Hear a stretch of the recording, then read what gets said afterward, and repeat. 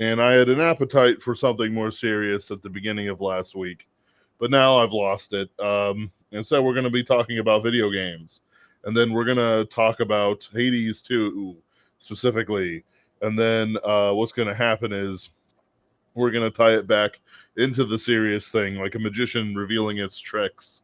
I am David Blaine, and I've been paid $1 million to reveal magician tricks because it's time to sell out. How are you doing, Anthony? I don't know how I'm supposed to top that intro. I dedicate myself to a certain level of intro every week, no matter how low I feel on something or other, or whatever thing. I will certainly try to top the intro from last week.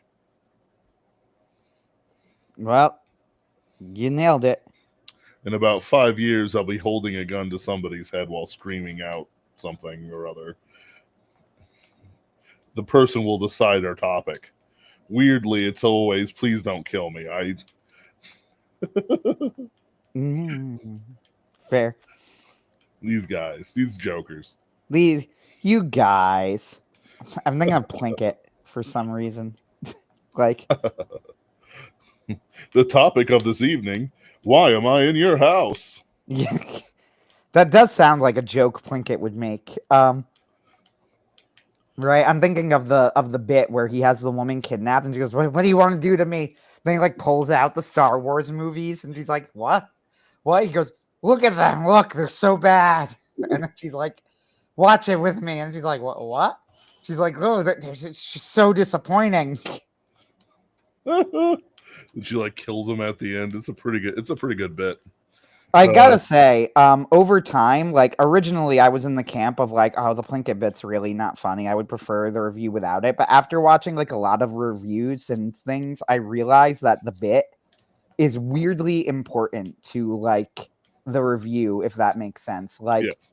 what I mean is it adds another level of interest that's actually like quite important. Like, this is a problem I have with Mahler. You know, he can get very stale. Plinkett, at the very least, like love it or hate it, there's always something that you're like paying attention to going on. So I've come to appreciate his reviews more with time, like that part of his reviews more with time.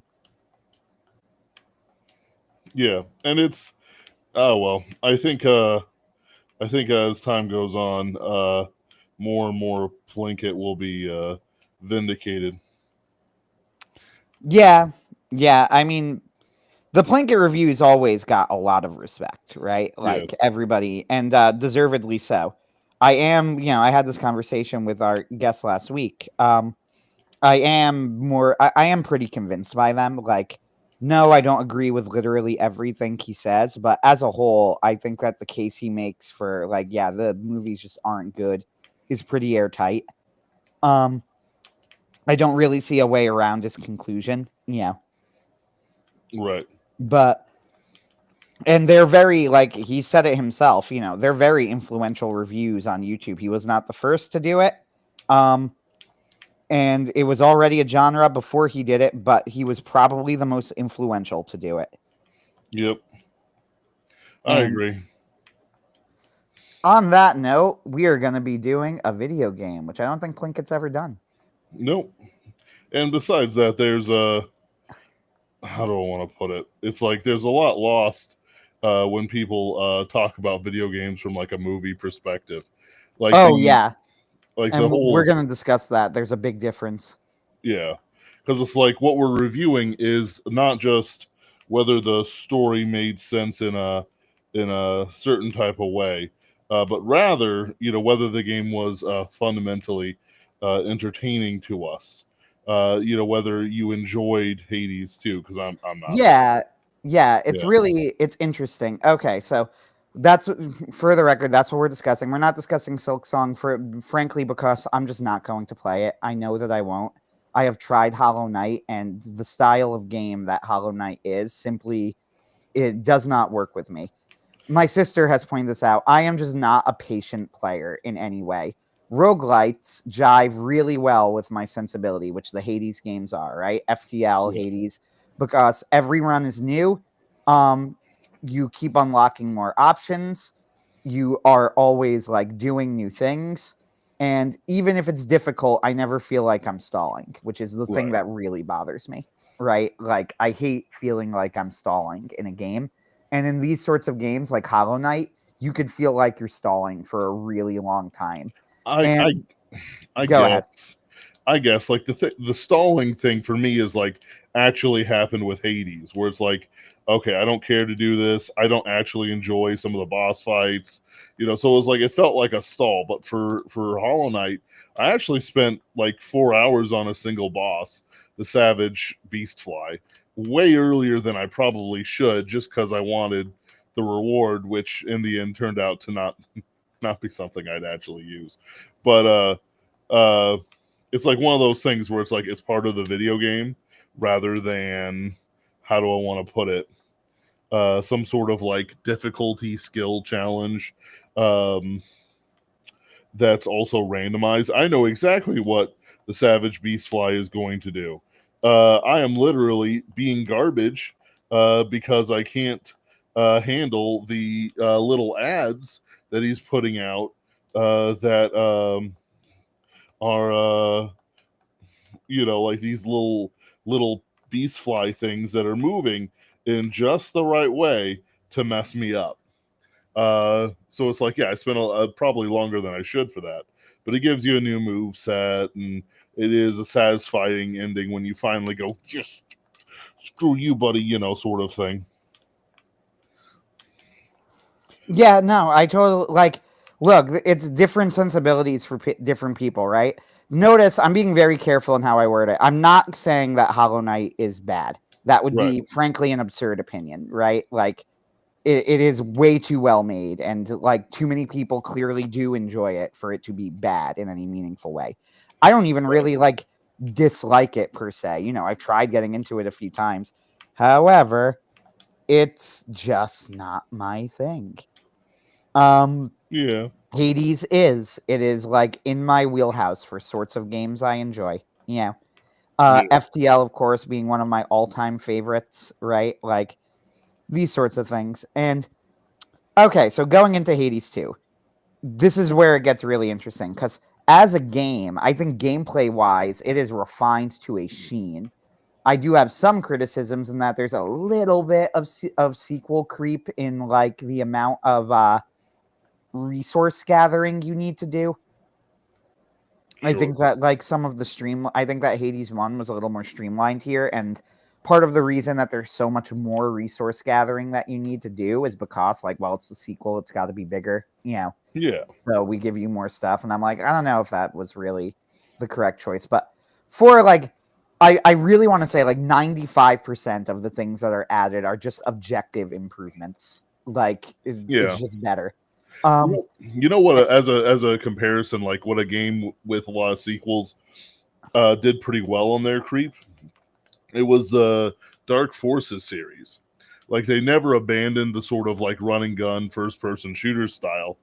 But then later on, what did they do? Well, they added less Doom and more kind of Deus Ex, and then they um, added lightsaber duels, and like you're fighting 2, 3, 4 evil Jedi at once, but it never feels creepy. You know what I mean? Like it never feels, oh, we just did this because it's the sequel. It was like, oh no, Kyle Katarn's a Jedi Knight now. Of course, he's doing the whole like Jedi versus Sith stick that wasn't in the first game because he wasn't a Jedi then, and he didn't visit the Valley of the Jedi. Like, you know what I mean? It's Yep. it's like it was a logical progression for all the events that occurred.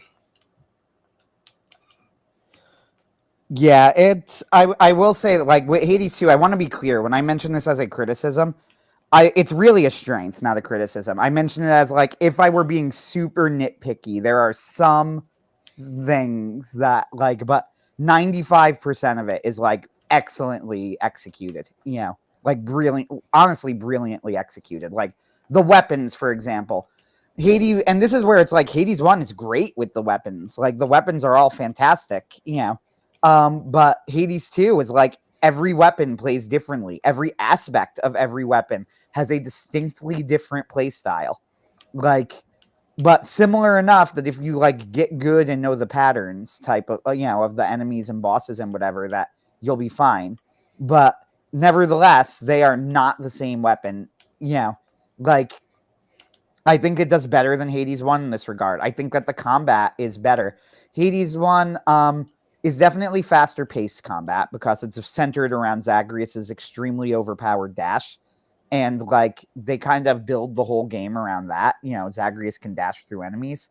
Melinoe is more about crowd control. So that's why they give you a cast, and then you can attack from a distance and herd people into certain areas, that sort of thing, right? But there's also now magic that you need to take into account. So you have a mana bar that you need to take into account.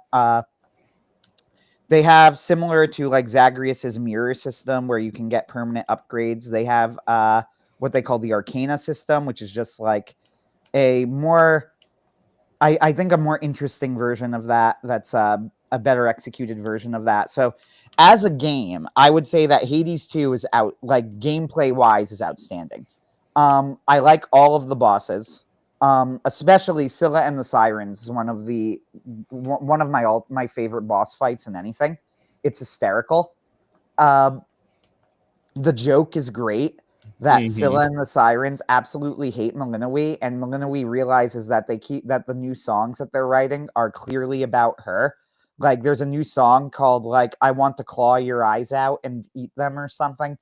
And Melinoe is like, are you writing songs about me? And then they're like, wow, what an ego you have to think we would ever write a song about you. And then the next one is like called Bewitching Eyes. And it's like, you have bewitching eyes and I want to pluck them out or something. And then she's like, okay, that sounds like it's about me. And then she's like, whoa, everything's not about you, okay? Like, we have our own fans. But it's pretty great. And then it's like, what's the album comes out, screw this bitch Melinoe in particular. It's pretty great. And the whole fight is really great. It's not even that hard. Like, it's probably the easiest boss fight in the game besides Hecate. Like, it's the second easiest boss fight in the entire game, but like it's just really entertaining every time I do it. Reminds me a little like the Bone Hydra in Hades 1 is a boss that goes entirely on vibes. It almost became a joke with the Bone Hydra that if you lost a life to the Bone Hydra, you knew that you were not going to win this run because the Bone Hydra is always so easy. Yeah, even the extreme measures, they called it, version of the Bone Hydra was really easy. The hard mode version, yeah. So in terms of the gameplay, like, it's hard for me to really fault Hades 2. It's like, it's just so much fun, for at least in my opinion. Like, I have so much fun with it every time I play it. I could play it for hours and like, I've gotten okay at a couple of weapons is how I would put it, right? Like, I managed to beat all the hard mode versions of the bosses, which get unbelievably difficult. Like, unfair levels of difficulty. Typhon has 4 stages. 4. He's got 2 in the original. One of the stages, they just take away all of your attacks, and all you could do is like run away from danger until you get your attacks back. Yeah, anyway. But what I want to talk about is the story, because Hades 1 was praised for its story, and rightly so. And this is where we get into where I said this would come up later. Like, what makes a good story in a video game? Well, video games aren't books, they aren't movies, and their stories are told differently. And this is where Hades 1 shone. They were something extremely brilliant, like really quite genius about the way the story was told in Hades 1. It was clearly set up from the game, like the roguelike structure of it was almost perfectly dovetailed with the way the story was told, right? Like, the gameplay and the story played off of each other perfectly.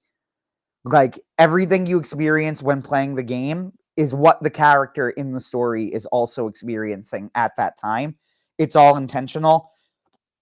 right? And the way that the story progressed was quite genius. What does Zagreus get as a prize every time he beats the boss? Well, he gets to meet his mother and get a little bit more of the conversation. That is a very clear incentive why Zagreus is going to keep doing this over and over again. Like, there is no question about why he is doing it. Right? Okay, that's great. Um, it answers the whole roguelike question perfectly. Like, well, why are you going through this gauntlet again and again and again? Well, that's your answer. The way that the dialogue progressed was really, really clever and really, really well paced, all of that stuff. So, what about Hades 2? Okay, so I played Hades 2 throughout early access. I think I got it like the day that it opened in early access, or if not, like I got it as soon as I learned that it was in early access because I loved Hades 1 so much. And Hades 2 has had more content than Hades 1 since day one of early access. Like, that's how insane, how much content there is in this game. It's insane. Uh, but how are they telling the story? Okay, well, what's the plot of Hades 2? I think this is where you run into the first problems. I think Supergiant got way too ambitious. And that's the issue. In Hades, I think that's actually the root of these issues is like all stems from the fact that they really felt a lot of pressure to be more ambitious with their story after Hades 1. Because in Hades 1, the story is actually very low stakes and small scale, right? Like, if you think about it, what are the stakes here? Well, the stakes are that Zagreus gets to meet his mother and that his father acts like less of a dick. Like, that's what, and then maybe he can make up with his family, his estranged family, and you get a happily ever after banquet meeting with them, right? Like, it's a very low stakes game. It's honestly kind of feel good, right? Like, you don't really feel a lot of pressure when you're playing the game. It's just like, yeah, if you lose, then the status quo continues and it's not great, but you're not going to die. The world's not going to end, right? Like, how Hades is still in control, like Zagreus is still fine. But if you win, you get to meet your mom, you get to reconcile with the Olympians, everybody in the house is happier, like it's a very nice, fluffy, low stakes sort of game, and that really works with the structure of a roguelike and the way that they did it. Hades 2 is not like that. Hades 2, it's like the stakes are now up to 20, right? Like, not even up to 11. They've just like skyrocketed into the stratosphere. All right, so what's happened in between games? Hades has been kidnapped and all of his house by Kronos. Melinoe has been spirited away and trained her entire life by the witch goddess Hecate uh, with the sole goal of getting revenge on her family, or getting revenge on Kronos and rescuing her family and restoring the House of Hades. Um, Kronos is creating a zombie army to take over the world, right? Like, the Mount Olympus is on the verge of destruction by Typhon, who is Kronos has kidnapped the three fates so that not even the fates can stop him anymore. He's defying fate itself, right? Like, everything is just up so high. And like, this raises a few problems immediately, which is the big one. Okay, Melinoe keeps fighting and killing Kronos. And yet, Kronos doesn't die. Why is she doing this? Like, and then you have the same problem with Typhon. Yeah. Um, Stacking the being made out of time. Listen, Melinoe, it hasn't worked. I'm literally made of time. I just go and then I'm back alive again, and I'm then right. back And in to be power. fair, now that early access has ended, they did answer that a little bit. Well, she uses that time to go into Zagreus's room, which allows her to communicate with Zagreus through time. Yeah, Okay, fine, fair. right? Like, I get that. But that doesn't entirely solve the problem, because this raises question number 2. Why does she keep fighting Typhon? Like, she fights Typhon, Typhon is defeated, and then she needs to go and fight Typhon again. And they go, oh, well, if you don't fight Typhon, we might need to do, this is one of the weird, we're going to get into the criticism soon, one of the weird dropped plot threads of Hades 2, which is they have this Chekhov's gun that they like lay out in front of you where they go, Melinoe, we just wanted to tell you, like, if you don't keep defeating Typhon, we might have to go with the backup plan. And then they're like, none of them really want to talk about it. And they're like, I'm sorry, what's the backup plan? It's like, we don't want to speak of it because you're winning, so it's fine. You know, like, you'll win, it's fine. And then she goes, okay, but what's the backup plan? You're like, well, it would involve destroying all of Olympus in order to finally defeat Typhon. We'd have to, like, blow up the mountain, basically. And I was like, oh, man, what a great Chekhov's gun, right? Like, and then she defeats Typhon, and the reaction of the gods is, hey, Malinois, great job. Turns out we didn't need to use the backup plan at all. You won. And then he's just like, wait, so you're like, what about the backup plan? Why are we still talking about this? It was a backup plan. Plan A worked. Like, right. Yeah. I don't know why you're so concerned about this. We didn't need to use it, so I guess we're just done. And it's like, but why did you mention it? Now that we're talking it out, I can hazard a guess. The reason they mentioned it was to try and provide some sort of stakes for, like, why Malinois needs to keep going back and fighting Typhon. But it doesn't really work. Instead, it just creates this weird unfired Chekhov's gun, right? Where it's like, especially because, and then you get into the even bigger structural issues. What is the theming of the game? Well, throughout the game, you're introduced to a ton of characters who all have grievances against the gods of varying levels of, like, I'm trying to think of how to put it, sincerity, or varying levels of, like, legitimacy. That's the word. You know, some of them have extremely legitimate grievances, like the gods are clearly in the wrong, like Arachne. Others, like Polyphemus, even though, yeah, he has some grievance, like he has a grievance against Odysseus, who's your ally, like, it's hard to argue that Polyphemus wasn't the bad guy there. Epic the Musical is not real. In the Odyssey, the Cyclops is the best. Like, the Odyssey is real, but you know what I mean. It is, but no, it it's is. like But that's another discussion. Epic the Musical is not the original source material. In the original, it's very clear the Cyclops is the bad guy. For that matter, it's also clear in Epic the Musical. I will die on that hill. Everybody who argues that the Cyclops is a poor innocent little baby is wrong. You did not watch the show properly. Right. You know, Like, you might have missed him eating some of the crew, including the guy who had his Odysseus own makes song. a deal with him, and instead of accepting the terms of the deal, he starts eating the fucking crew.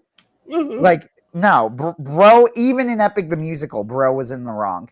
In the Odyssey, it's just even more clear. Like, there is absolutely no possible way you could interpret it in any way except that Odysseus was entirely in the right in that exchange.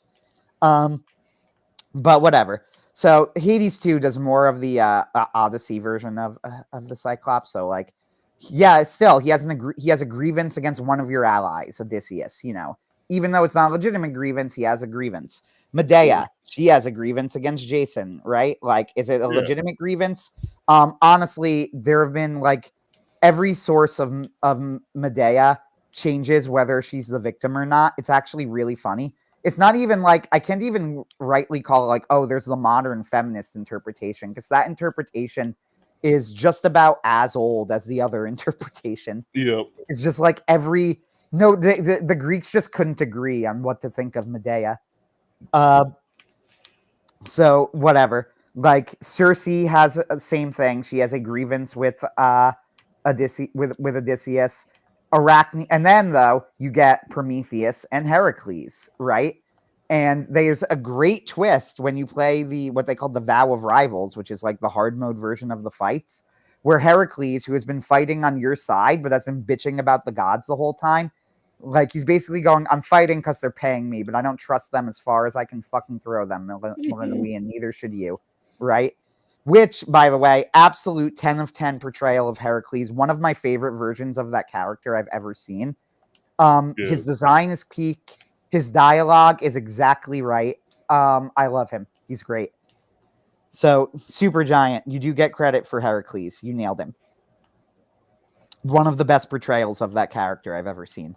So, anyway, he's like basically telling me, yeah, they're paying me, so I'm doing it, but, like, I don't trust these fucking gods as far as I can throw them. And then there's an awesome twist in the Vow of Rivals when you learn that he's allied himself with Prometheus, who's allied with Kronos. So he's allied with Kronos, which is genius mythologically, because Heracles canonically is the person who freed Kronos, or freed Prometheus from his chains when Zeus kidnapped him, or whatever. So it makes sense mythologically, and it makes sense from a character perspective. Like, yeah, of course he's allying himself with Prometheus. He's been telling you all along, right? Like that he doesn't like the gods. Why would he be on your side? It makes perfect sense. And then, of course, there is Prometheus, who, as a character, like, this is the first time in the story where you meet a character who is like, there is no way you can spin this, even in the most optimistic interpretation, that Prometheus is not the good guy here, right? Like, yes, there are versions of the Prometheus myth where, like, they go, oh, he's represents a bad thing. But in the very basic, straightforward telling of the story, the one that Supergiant is using, he gave man fire, and the gods didn't like it. So, in exchange, they tortured him. Like, he straight up they torture him because he helps humanity. Anthony, would you believe that I'm actually on the side of Zeus for Prometheus? I am very I think that you can be, depending on the version of the myth, but I would argue that the most plain and straightforward reading is that you shouldn't be. However, it's been interpreted and reinterpreted many times. I know a lot of like Gnostic groups like to well, he's a stand-in for Satan for some people. I don't agree with that one personally. I just more think he was a little shit. And a little bit. But even Supergiant's interpretation was like, I tried to help humanity and Zeus tortured me for it, right? There is no way around this. Yeah. I'm actually a believer in the metaphorical interpretation for fire, where it's actually the spirit and the religion, but that might be a cult that I've picked up at random because those little cultist assholes are everywhere. But you know how it is. Yep. No, I get it. Because you're right. Like there is an occult, Freemasonic cult. There's like a whole thing in the Gnostic religions where they like, have this weird cult of Prometheus. But whatever. Like Supergiant doesn't care about any of that shit. Their point was like the way that they're telling the story is, Pandora was tricked into opening the box. Pandora is also a character in the game, by the way, just to add to this theme, right?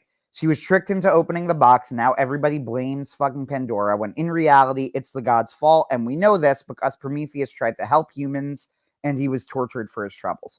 Okay, and Melina befriends Arachne, who we learn was transformed into a spider forever for mildly insulting Athena's weaving. Like, that's the way you might go, like, that's not the original myth. It was cause of, like, oh, she beat her in the contest. No, that's the Supergiant version. They added that little detail. To be clear, right? Like, yes, I know that in the original myth, it's just that she won. Supergiant adds that little detail. So sometimes when people bring this up, I'm always reminded of that Twitter post, perhaps the greatest post of all time, where it goes, listen, all these guys with all this hubris thinks they're better than the gods. And down for it. But me, I'm different. Maybe even better than the gods. No, it was like all of these guys suffer from hubris, but me, I'm different, better even, maybe even better than the gods. It's so great. It's great. Yeah, it's really funny. The point being that the game has done a ton of work in being like, you can't restore the status quo, right? Like, clearly. The gods are fucked up too. Kronos even tries to argue this. Now, it's clear that Kronos is full of shit, and he did this out of vengeance and a lust for power. Because we see what his quote unquote golden age looks like. He like raises up zombies, right? Like, it's clearly he's not really in humanity's best interests. Okay. So that doesn't mean Kronos is the good guy, but it does mean that neither are the gods. So I thought, like everybody thought, because this is what Supergiant fucking showed in the game, that where we were heading was like Melinoe was going. Prometheus even calls her agent of change. Remember, Prometheus has the gift of foresight. He can see the future. He refers to Melinoe as the agent of change. There are very clear hints that the real reason he is doing this is because he's trying to like train Melinoe so that she's strong enough to defeat Typhon and Kronos, but that she can affect some sort of lasting change in the world order, right? These themes are so obvious. They are everywhere. Like, that's the reason I spent this time on this, right? Listing so many characters, who are all pointing to this major theme. Just because Kronos is the bad guy doesn't mean the gods are the good guys. We can't go back to the way things were. That's also not right. So, what do you think Supergiant did with all of this? Nothing. You nailed it in one. They did absolutely nothing. I cannot emphasize this enough. The gods at no point ever need to change their behavior. They're not even I will go a step further. Melinoe doesn't even attempt to get the gods to change their behavior. She doesn't even seem to recognize, despite the fact that she is friends with Arachne, like close personal friends with Arachne. She doesn't seem to recognize that the gods have even done anything wrong. It's like, what the fuck? Why is Prometheus spouting all of this cryptic shit then? Like, what is he just trying to sound cool? So I'm sorry, I'm just imagining something like, hey, this is a really good dress, Arachne. Oh, thank you. I think this is better than what Athena can wear, I think it's just great. And like Arachne starts sweating. Melinoe, listen, you're a really great seamstress, Arachne. I appreciate it. I'm going to look better than most of the goddesses up there. And then she walks off and like Aranea's like, oh. Actually, they do give a very satisfying, I would call it Yes. anyway, a very satisfying conclusion to the Arachne arc. Yes. Melinoe like convinces Athena to come and meet with Arachne, and then she goes, and that's where you learn like some of the backstory. Like, she insulted my seamstress, right? Like my skills. Yes. Okay, whatever. So she meets Arachne, and then she goes, all right, all you have to do now is apologize, and I will give you your body back, sincerely. And then Arachne basically goes, how about fuck you? Bitch. She's like, I will never apologize to you. And then Athena's like, right, I knew that this was going to happen. You're wasting your time. She's prideful and arrogant, and she deserves her fate. And then she just leaves. And then Arachne's like, and then Melinoe's like, why did you do that? And then she's like, no, thank you. I feel great. She's like, that was great. So actually, I will give them that one. That was a pretty good. That was Mortals deserve it, clearly. What was that? The mortals deserve it, clearly. Yep. No, it was pretty funny. It was satisfying. It was cool. Arachne's design is also one of the better designs in the games. By the way, we do need to talk about how the designs are like such a super mixed bag as well. Like some of the designs are 10 of 10 masterpieces. Heracles, amazing design. Prometheus, amazing design. One of my all-time favorites. Arachne, great design, right? I really like Odysseus. I really like Icarus, But then you get into some of the redesigns of the gods are just fucking terrible. Like Chaos, for example.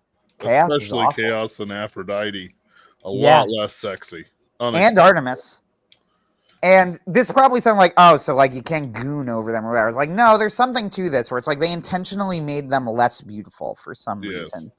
And you say for some reason, like we don't know. We know. But you get it, right? Like they made Chaos, who was originally like this eldritch god beyond male and female, right?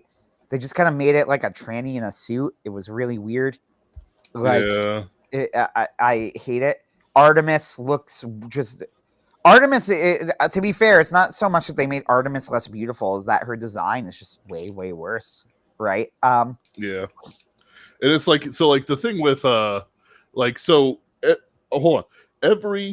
I'm gonna go off on a tangent, but I'm gonna pull it back because we're still Yes. talking about the gods and goddesses of Olympus.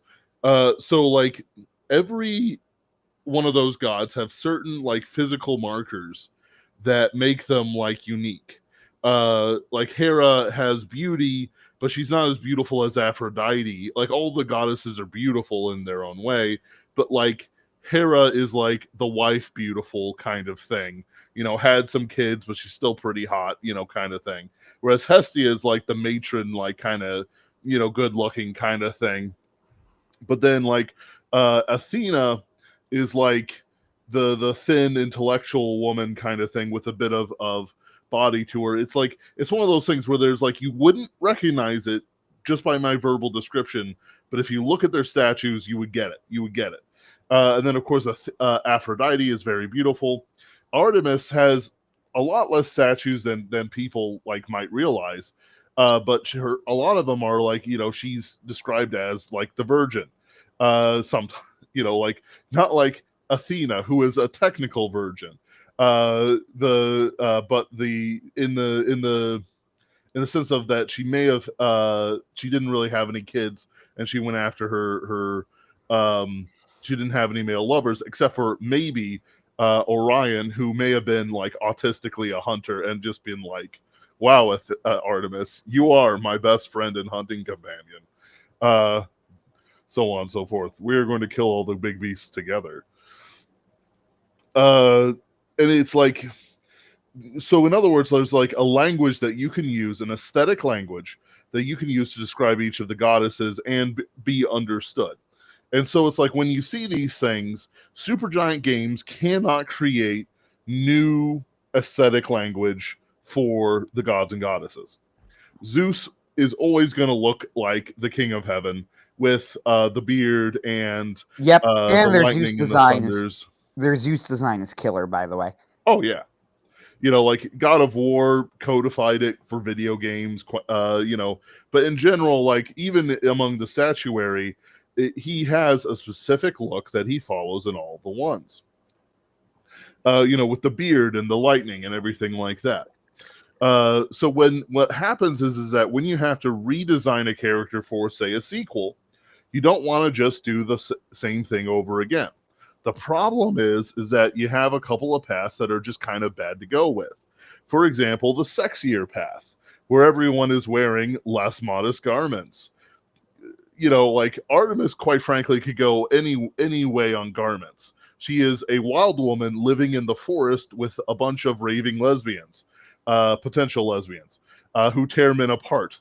She probably doesn't have a beauty regimen that isn't just mud. Uh, but Aphrodite probably wears, you know, scraps of cloth that are too thin to use to wipe a table down. So it's like there's ways you can go down that keep to the like you could describe Artemis like, you know, that tomboy teenager versus you know, the sexy secretary or something like that. You can play different games with it and still keep the same aesthetic language. So what happens when Supergiant muddies it and turns, say, Aphrodite more homonormative, we're going to say. Homonormative. There we go. That's a word to coin. Rather than heteronormative or even transnormative, uh, she could be, with her designs and stuff like that. It destroys an element of what Aphrodite is, which is the goddess of lust and sex and all these things. Rotten, as someone might say. So like when Aphrodite is presented this way, it both weakens the character design presented by the aesthetics, and it weakens the presentation in general. Because if you have too many points where there's no jive, right, when they it is against what people are expecting, it ruins engagement and promotes a group of fans who may enjoy it, but they are not as palatable for everyone else. Now that's good in the sense of like Warhammer 40K. You want to have autistic nerds weebing out over like Space Marines or something. But when it comes to like a video game, which is intended, more or less for everybody, and not just like niche fans, like Civilization or something. Like Civilization is generic, but Europa Universalis is like specific. Um, it destroys a certain like connection you have with it. I don't want to play Hades 2. I don't think I bought Hades 2. Part of it is because of what they did to Aphrodite and Chaos and all this stuff. I'm not saying just have like Aphrodite bare-breasted coming out of Uranus's ball sack or something, but I am saying that if you're going to play these things out and then all of a sudden you've uglified Aphrodite for politics, I am just not invested in your product. Yeah, I get your point. I mean, you have every right to be as invested or not invested as you want to be, right? That's right. That's right. Yeah. Okay, so with all of that said, I'm thinking over like why I have an issue with like the writing in this game. So like they do nothing with all of this. So here's the thing. They have this Chekhov's gun set up, what I thought they were going to do, and that's why it's like on one hand I want to be like clearly they bit off more than they could chew. But this is not entirely an excuse because I do think there was a better way they could have done than what they fucking did, right? Like there was a better way they could have done this. Like, even though I do think that they got way too ambitious, this is one of the reasons that like Hades 1 is a much less ambitious story, right? Like, and as a result, I think they really nailed it with the execution, more or less, anyway. Like mostly it's great. Hades 2, on the other hand, they put in way more themes and they clearly did not know how to resolve them all. I don't think this is entirely an excuse because I think with more clever writing, they could have done better than they did, right? Like, but nevertheless, I do think that's one of the roots of the problem, that they just like had all of these ideas and didn't know how to solve them. Okay, so one of like what I thought they would have done, and I absolutely think they should have done this, by the way. What I thought they were going to do was I thought that the plan B thing was going to be like eventually they need to kill Typhon and it's just not working, right? She does it every time and she realizes, which she does in the game, that that Typhon needs to really be defeated because she needs something from Typhon in order to create the Kronos killing weapon, right? This is actually what does happen in game, and instead she just like uses a special spear and then that kills Typhon permanently. I would have had her go like, gods, like, here's what you need to do, but you have to do this. Like, that plan B you're talking about? You have to do it, right? And I would have them be like, no way. And just like, look, if you don't do this, then Kronos is going to win. We're all going, like, we're going to all be imprisoned in Tartarus and tortured forever, right? Like, this is the only way. You have to do it. And I would have had them destroy Olympus. Right. And then I would have had like, realize that we're going to need to rebuild from scratch. We might need to reestablish our domains. Right. Stuff like that. Right. Like, and I'll have her go like, well, you got to do it. And that way, when they're rebuilding, you can have we go like, okay, now we need to do things differently. You know who actually did a very similar story better? And it wasn't even that great. Percy Jackson, of all things, the Percy Jackson children's series. Book 5 literally ends with him fighting Kronos. Like, Kronos is defeated, and instead of going back to the status quo, Percy demands that the gods stop being deadbeats to their children and gets that, like, promised to him on the river Styx. Like, even though it's not a great book and not the world's most satisfying and, finale book, like, at the very least, Rick Riordan correctly realized that just going back to the status quo of how the gods always acted wasn't going to work. Like, yes, you can't just do that. So, it's a better ending than Hades 2. Like... Zeus is going like, Percy, do you know how much child support I owe? Yeah, right? I mean, that kind of is what they do, almost. Like, not quite that comical, but basically, like Percy, like you realize what you're asking. This is massively inconvenient. And Percy's like, I don't fucking care. Like, this is my, you offered me a gift. This is the gift I'm asking for. But whatever. Point is, like, in what is actually a very similar story, also about killing Kronos, right? Like, Mm-hmm. they kind of come. Rick Riordan, at the very least, sees that the structure of the story can't allow a return to the status quo. And he's Right. correct. It can't. And indeed, it doesn't. He changes the status quo. All right, great. So that's what I would have done. I would have had them rebuild. I would have said, like, you need to reestablish your domains. And I would have had, like, Prometheus come in as, like, an advisor or something, right? Yeah. That would have been the way to do it. Okay. But what about the worst part of the story? Because we're not there yet. How did we resolve the Kronos thing? This is real. This really happened. It is so bad. It's comical. Luckily for me, I was not so invested in Hades 2 that, like, I don't have any identity on it or anything, right? You better So not it have was any identity. what? You better not have any identity. Well, I will say there are certain things where, like, if there was a really I was bad end. making a joke about gay or something. Oh, I get you. It's quite funny. No, like, what I mean is, like, there are certain things where I'm invested enough that if they mess it up badly enough, I would be legitimately kind of pissed, right? Hades 2 was definitely not on that level. Right. So, like, when Justified City Primeval came out, Justified was my favorite show for years, and absolutely fucking nobody I knew watched it. Drove me nuts. But anyway, like, it was my favorite show for years. The finale was great. Final season was great. Then they came out with a new season, and, like, there were some red flags. There were also some good signs because they brought Timothy Olyphant back, and he was saying mostly the right things, and then it was just absolute dog shit. Like, that made me angry. I was mad about it, This did not. I mostly ended it with a sort of bemused, like, damn, they really fucked it up that bad, huh? Like, I'm impressed. Like, they really just made all the wrong decisions. So the story goes that every time Melinoe defeats Kronos, she's able to communicate with Zagreus through time using witch magic.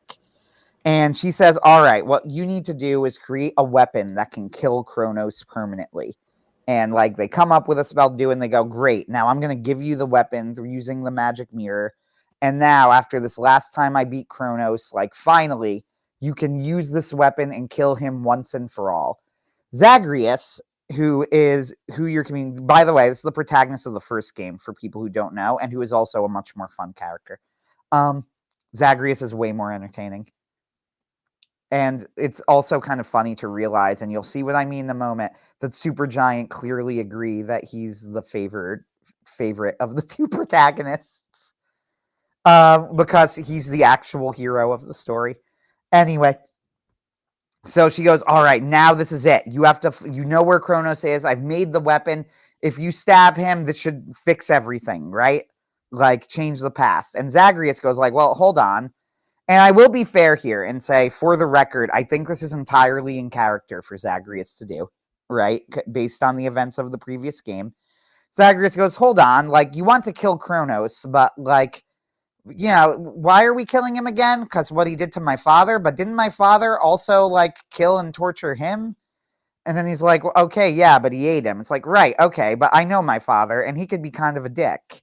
So, like, are you sure he didn't deserve it? And Melinoe is like, Zagreus, we have to do this. Like, I'm telling you, I am from the future. He's created, like, a zombie army to take over the world. Your whole family has been kidnapped and tortured. And then he goes, have you tried asking him nicely to stop? And then she's like, no. And he goes, all right. Again, I do want to stress here, for the record, that I don't have a problem with Zagreus's reaction. It's actually quite in character from Hades 1. That sounds like something Zagreus would say, right? Like, okay, fine. So he meets Kronos, and then I want you to keep in mind that this is the final confrontation with Kronos. It happens in a fucking cutscene. And also, Malinois is not the person having the interaction. Zagreus is. And Zagreus meets Kronos in the past and says, I'll make a deal with you. Either you come into the house of Hades and help our family, and you can raise my new sister that my mom's pregnant with, right? Help with that. Or I kill you forever. So Kronos originally says fuck you, then Zagreus goes, all right, I'm just gonna stab you. And he goes, no, wait, I changed my mind. Hold on there. Let's keep negotiating. Just a Yes, second. which is pretty funny, but also like I want you to think about this. The climax of this very serious war story about a rebellion like a hidden rebellion to retake the underworld from Kronos. The climax is with a joke. Yeah, You know, isn't that funny? this is so And funny. and in a cutscene, again, I want to show the player has no input here, and Malinois is not the person having this interaction. Then we see Kronos living out his new life as Malinois' doting grandfather, enjoying his time in the House of Hades. Then we cut back to the present, and we learn that it didn't actually change anything, but it implanted all of these new memories into Zagreus and Kronos. They had an entire new life infused into their minds. And now Kronos is nice now. He's not evil anymore. It reminds me of a thing where it was like a comedian was doing a song called like Joe the Racist Dragon, and then it's just like in the song goes, but then he was taught, he goes, and he was no longer racist anymore. And then like the song ends, I'm going, Joe the Racist Dragon. And he goes, well, not anymore. And then the song ends.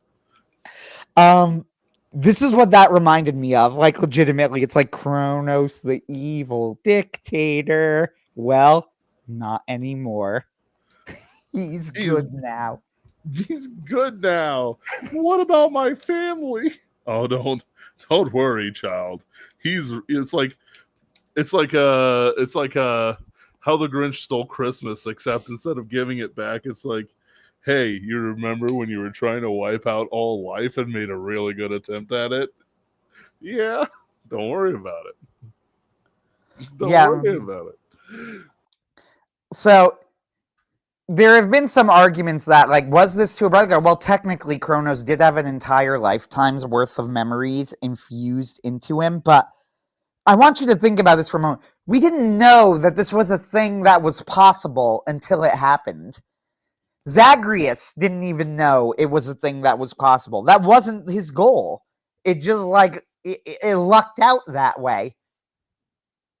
And not only that, Malinois doesn't do it.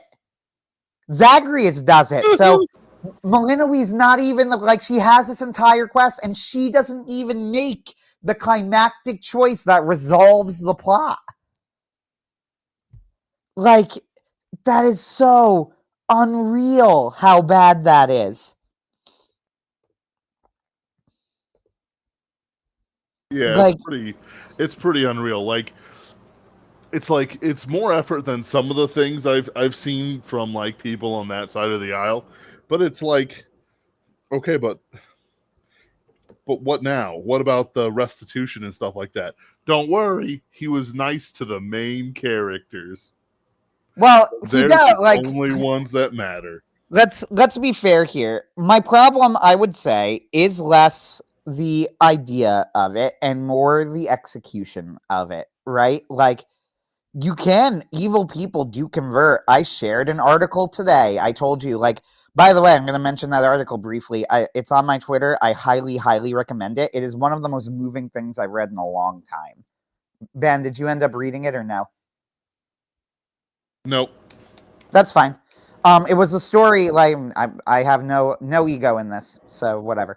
But, like, it was the story of a Muslim who grew up in, like, a radical, extremist Islamic family where it's like, death to Christians type family. Yeah. Right? And he grew up a death to Christians Muslim. And he said, there was a guy at my school who was a Christian. He goes, and I hated him because he was, like, polite and nice and a really good student and Christian.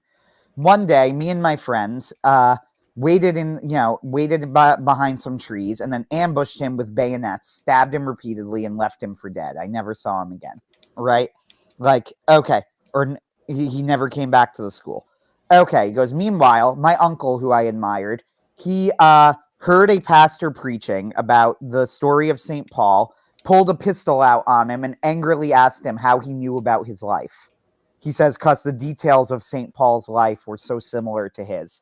He goes, and after a very long conversation, my uncle, who I looked up to, converted to Christianity, which shocked me. He goes, so we killed him because we had to. Right? Okay. Right. He goes, so this is all going on. He goes, and then he eventually converts to Christianity. I believe, like, it was his uncle that did it. Like, he looks into what his uncle had told him to look at. He starts reading the Bible in secret. And eventually he converts to Christianity. His family doesn't want to kill him, so instead they make him dead to them, have him sign a contract disowning him, and force him to flee the country. He's imprisoned at one point, but he gets baptized, right? And eventually he converts to Christianity. And then he eventually moves and becomes an Anglican priest, where he starts setting up things for, like, other Muslim converts, right? So they have a community. All right. Already, this is a pretty insane story, right? Like, and a pretty remarkable one. I think the story was titled, like, I am the enemy that Jesus tells you to pray. I was the enemy Jesus told you to pray for, right? But this is the twist at the end. He goes, I was giving a talk. He goes, right? Like, and I was speaking. And at the end of it, he goes, there was a guy there who was looking at me. And he goes, and he comes up to me afterward. And he goes, he had an eye patch and he walked with a limp. And they was clearly had been injured. And he goes, and he starts asking me really specific questions. And I was like, I'm sorry. Like, do I know you? And he goes, do you really not recognize me?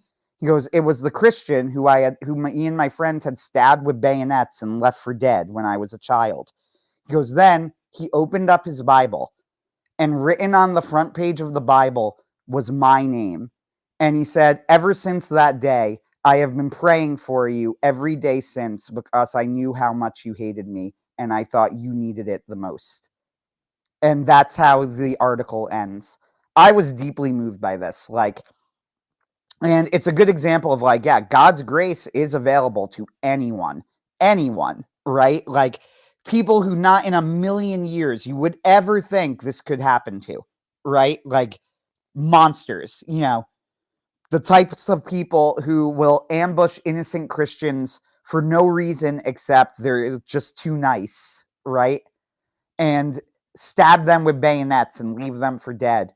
God can come for them, right? Like, or you get people like David Wood, who is another anti-Muslim apologist, actually, who was a literal axe murderer, right? A psychopath who tried to murder his parents with a ball-peen hammer, because he just had borderline personality disorder and decided he was tired of his parents, right? And then now he's a pastor, right? And he's very, very open about this, right? Like, if you ever listen to him speak. I say this as a preface to go, like, oh, well, Kronos, there's no redemption arc for him. There is, right? The problem is, if you listen to both of these stories, this is not an easy redemption arc, right? Like, suffering and work needs to be taken in order to get there. Kronos has it implanted into him. Like, and in the last second, in a thing that we didn't know was possible until it happened. Like, what the fuck are you doing? How is this a thing? Like, how? How, though? Answer me, Ben. Answer me. So you have to understand the leftist theory of mind. There is the only permanent wicked one is a Nazi. That's it. Everyone else has merely a poor past, a past that creates in them a sickness. And the cure is, of course, being together and with people. Oh, that we could be so surrounded by people who love us instead of those who hate us. Perhaps these wicked things wouldn't happen. When, of course, with the story you just told, counters it. That guy, the former Muslim who converted to Christianity, actually had a fantastic support network. Family who loved him, ride or die, Yeah. that he gave up for Christ. So in other words, even with, I don't think you realize this, but like the even like the example story that we're throwing out there, it tells the lie against his stuff. Like, here's the thing, like, my dad was an asshole. He's not as much of an asshole after God sent two strokes including one on the stroke monitoring machine, uh, to calm him down. He has made terrible decisions that have hurt this family. However, my greatest moment of spiritual growth was just forgiving him, putting aside the hatred I have for him. Because David Wood, I've been there. I've been there. Did I act on it? No. But that hatred was there. You give up that hatred, you give up the vengeance that you want, the wrath, the ruin that you feel that you so deserve, and then all of a sudden, what was once cowardice, unable, a boy unable to strike out against his father, who was even now a little bit bigger and taller than him, even in his dotage. And I lift 500 pounds, and he's still bigger than me. It's you just don't escape that. And you give it up, and it becomes something, like, not cowardice, not, I would strike you if I wouldn't be destroyed by it. It becomes, oh, I love you because I can, because it is in my hand to love you, even though you are an immensely frustrating man. Like the witness of the Christian puts the lie to every little leftist trick of the words. Oh, if only Kronos had a loving family. He ate that family from a position of power because he feared Zeus would supplant him. When in actuality, maybe we'll give him a little bit of an excuse. Back in the age of the Titan, the whole trope of you meet the prophecy on the path you take to avoid the prophecy. Maybe that wasn't as established a trope by then. They didn't have playwrights during the Titanomachy. But he could have said, but if my boy loves me, he will serve me willingly. And even if he knows the prophecy, he will not overthrow me.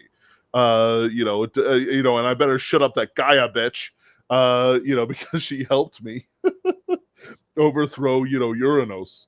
Like, there's ways he could have gone around it. No, he took the most brutal, he took the most violent way he could have possibly taken, and ate his children. And he would have eaten Zeus too, except for Rhea's repentance of giving up the other 5 children to Kronos. So it's like, yeah, sure, okay, fine. There are ways to repent.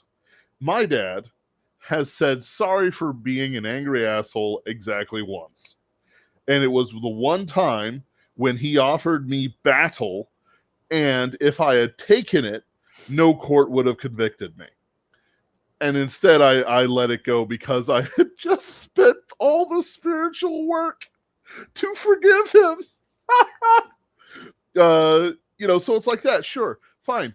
But it's like, if my dad says, oh, those times when we were kids were great, when you were kids were great. No, they weren't. We lived in fear of you. Like that doesn't change. But instead, all of a sudden, all this stuff is downloaded into Kronos' head, and he just has a chain of heart because he gets mind raped by his own new past that was presented not by the actions of someone else.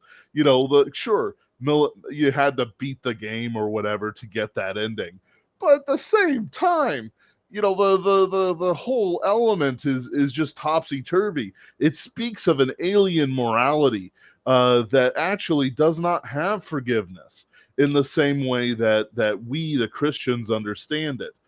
We forgive, and we forgive easily because we understand that there is a judgment above. Because I know that if my dad has sinned before God, which I believe he has, he will answer for it, that God will take him into account, that I don't have to worry about it. I can say, all these things are in God's hand. It is easy for me to forgive. I merely have to drain the cup of poison that is there for me to drink. I merely need to unbuckle my heart from its hate and love freely and love the old man, which I do. And it's not like I got there, right? This is a decade of work. This is like 15 years. This is a decade of work at this point. Like the whole Stefan Molyneux thing about working on things taking time. Yeah, you just have to do the self work.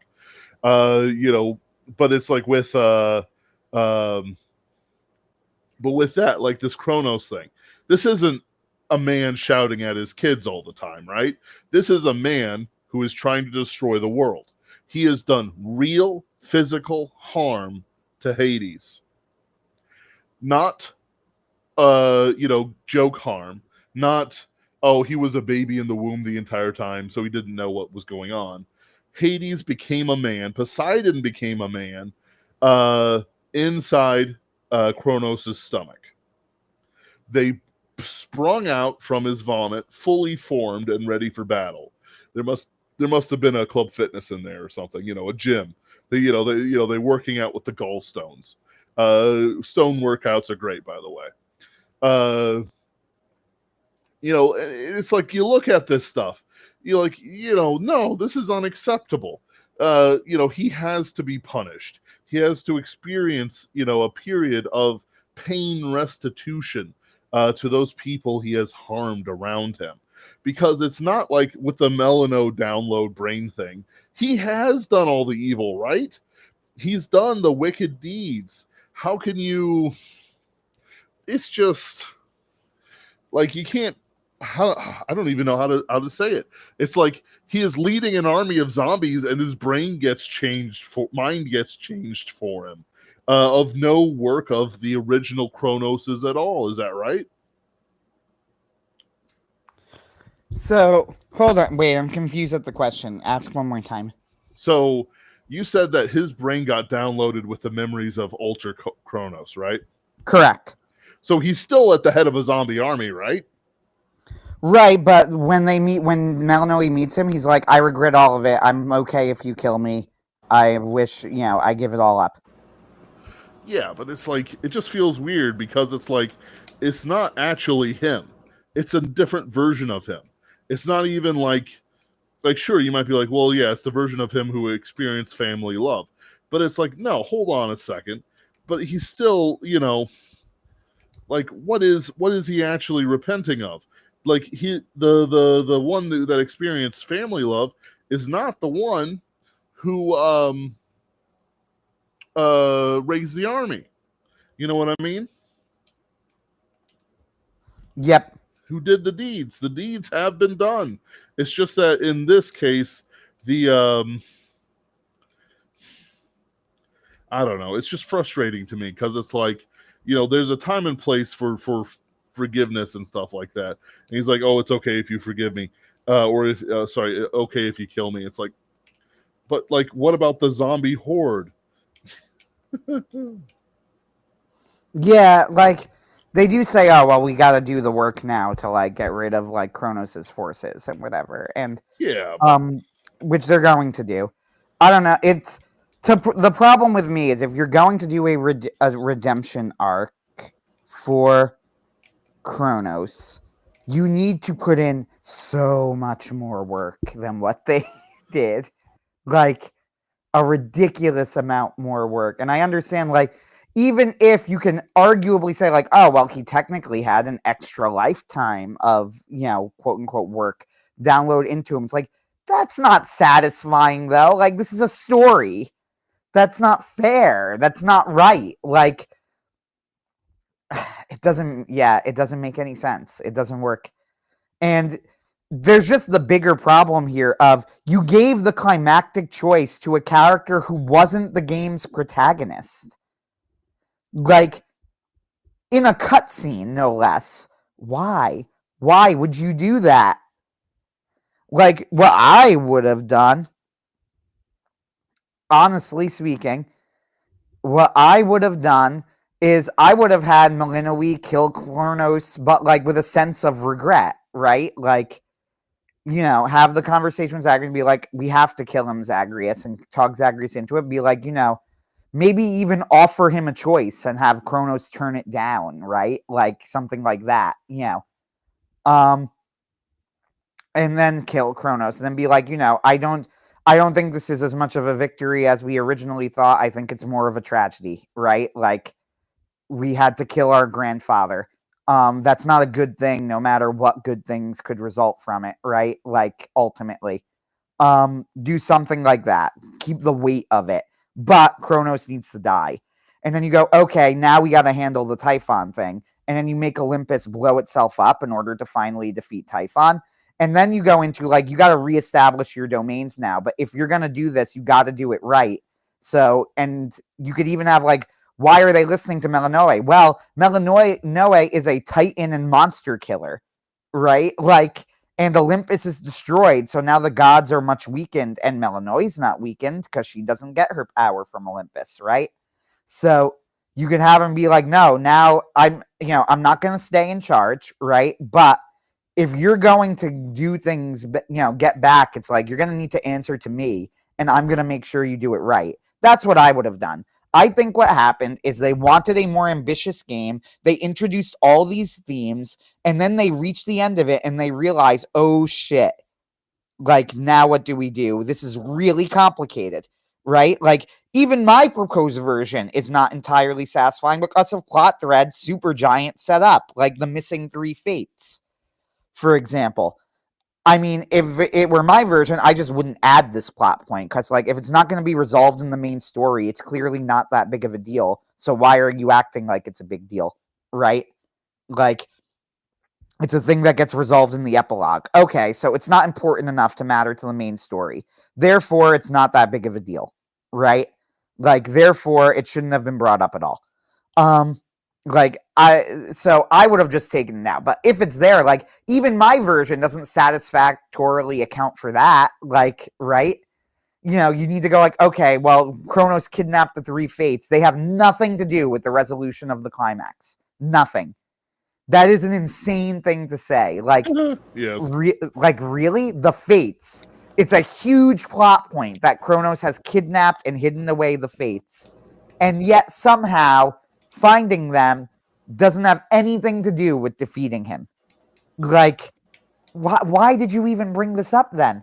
Or Hypnos has been a red herring, apparently, from the beginning. Awakening Hypnos, Awakening Hypnos apparently has absolutely no bearing on the plot of the game. It's an epilogue bonus. Like, amazing. Why did you do this? Like, oh, it was a red herring. Like, clearly what they should have done, which literally everybody knew, and this goes, by the way, into that Twitter advice that somebody brought up, which is if someone can predict where your story is going, generally that means that you've structured it properly and it's well written, right? Like, this isn't universally true because obviously in mysteries you want to be able to trick people, but like even in mysteries, it's true in terms of themes, right? And in terms of character interactions, It's the same thing where people, like, a bunch of players predicted, like, well, obviously what they're going to do with Hypnos is have it be like that's the justification for continued runs. Like, they need to imprison Kronos and she needs to go into his dreams and keep defeating him, right? Like, obviously that's a much better idea than what they did. Right? Like, Yes. clearly. Yeah. And they don't do it. And it's like, oh, well, they don't do it because, like, they didn't want it to be obvious. Like, no, you should have just fucking been obvious. It makes more sense. Like, you don't need subversion's not always good. Yeah.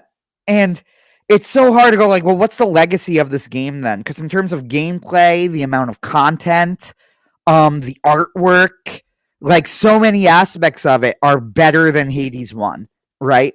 Like, there's an insane amount of content. There is incredibly tight gameplay, great bosses, great, like, so many good things in this game, right? But then you go, like, and yet the ending is absolute rancid dog shit. Like, almost as bad as it could be. And then you go, okay, so what do we make of this? Is it better or worse than Hades 1? I think the answer is that you just need to go, like, well, honestly, it depends on what you like. Like, if you're really invested in the story, then you're going to be very disappointed at where it ends up. If you're a gameplay guy and you're like, I really like the super tight gameplay and that's what keeps me coming back, the gameplay is not going anywhere. It still has super tight gameplay. It still has great action, fighting mechanics, right? If you're like, I really love the visual style of the game, it looks gorgeous. Like, yeah, it does, right? Like, that's still the case. That hasn't changed. Is it better than Hades 1? Well, it has more content. The combat is better. The weapons are more varied, but the story is much worse.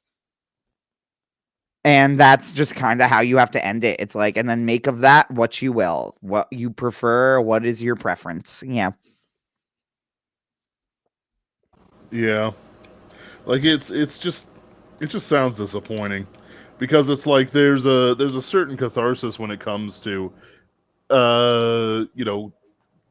having a video game specifically, and just defeating the boss. Like, yeah, sure, you put in a lot of work to get to the point where Kronos wants you just to kill him for his evil deeds that he didn't do, except in alternate timelines. I hate time travel. I hate time travel. I hate time travel. But it's like, like, I guess that's fulfilled by Typhon, but Typhon just feels like a thing. You know what I mean? He's Even not, Typhon's anticlimactic because, again, they have like this whole thing about the plan B, and then she just wins, and it's like, wow, good job, you won. Thank That's you. it. That's fucking it. Like, okay, What a then dark. I guess that's all.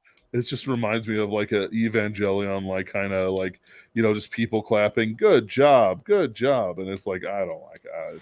There's also the absolute nonsense. By the way, this is an epilogue thing, which I didn't get to, but I've heard people talking about it.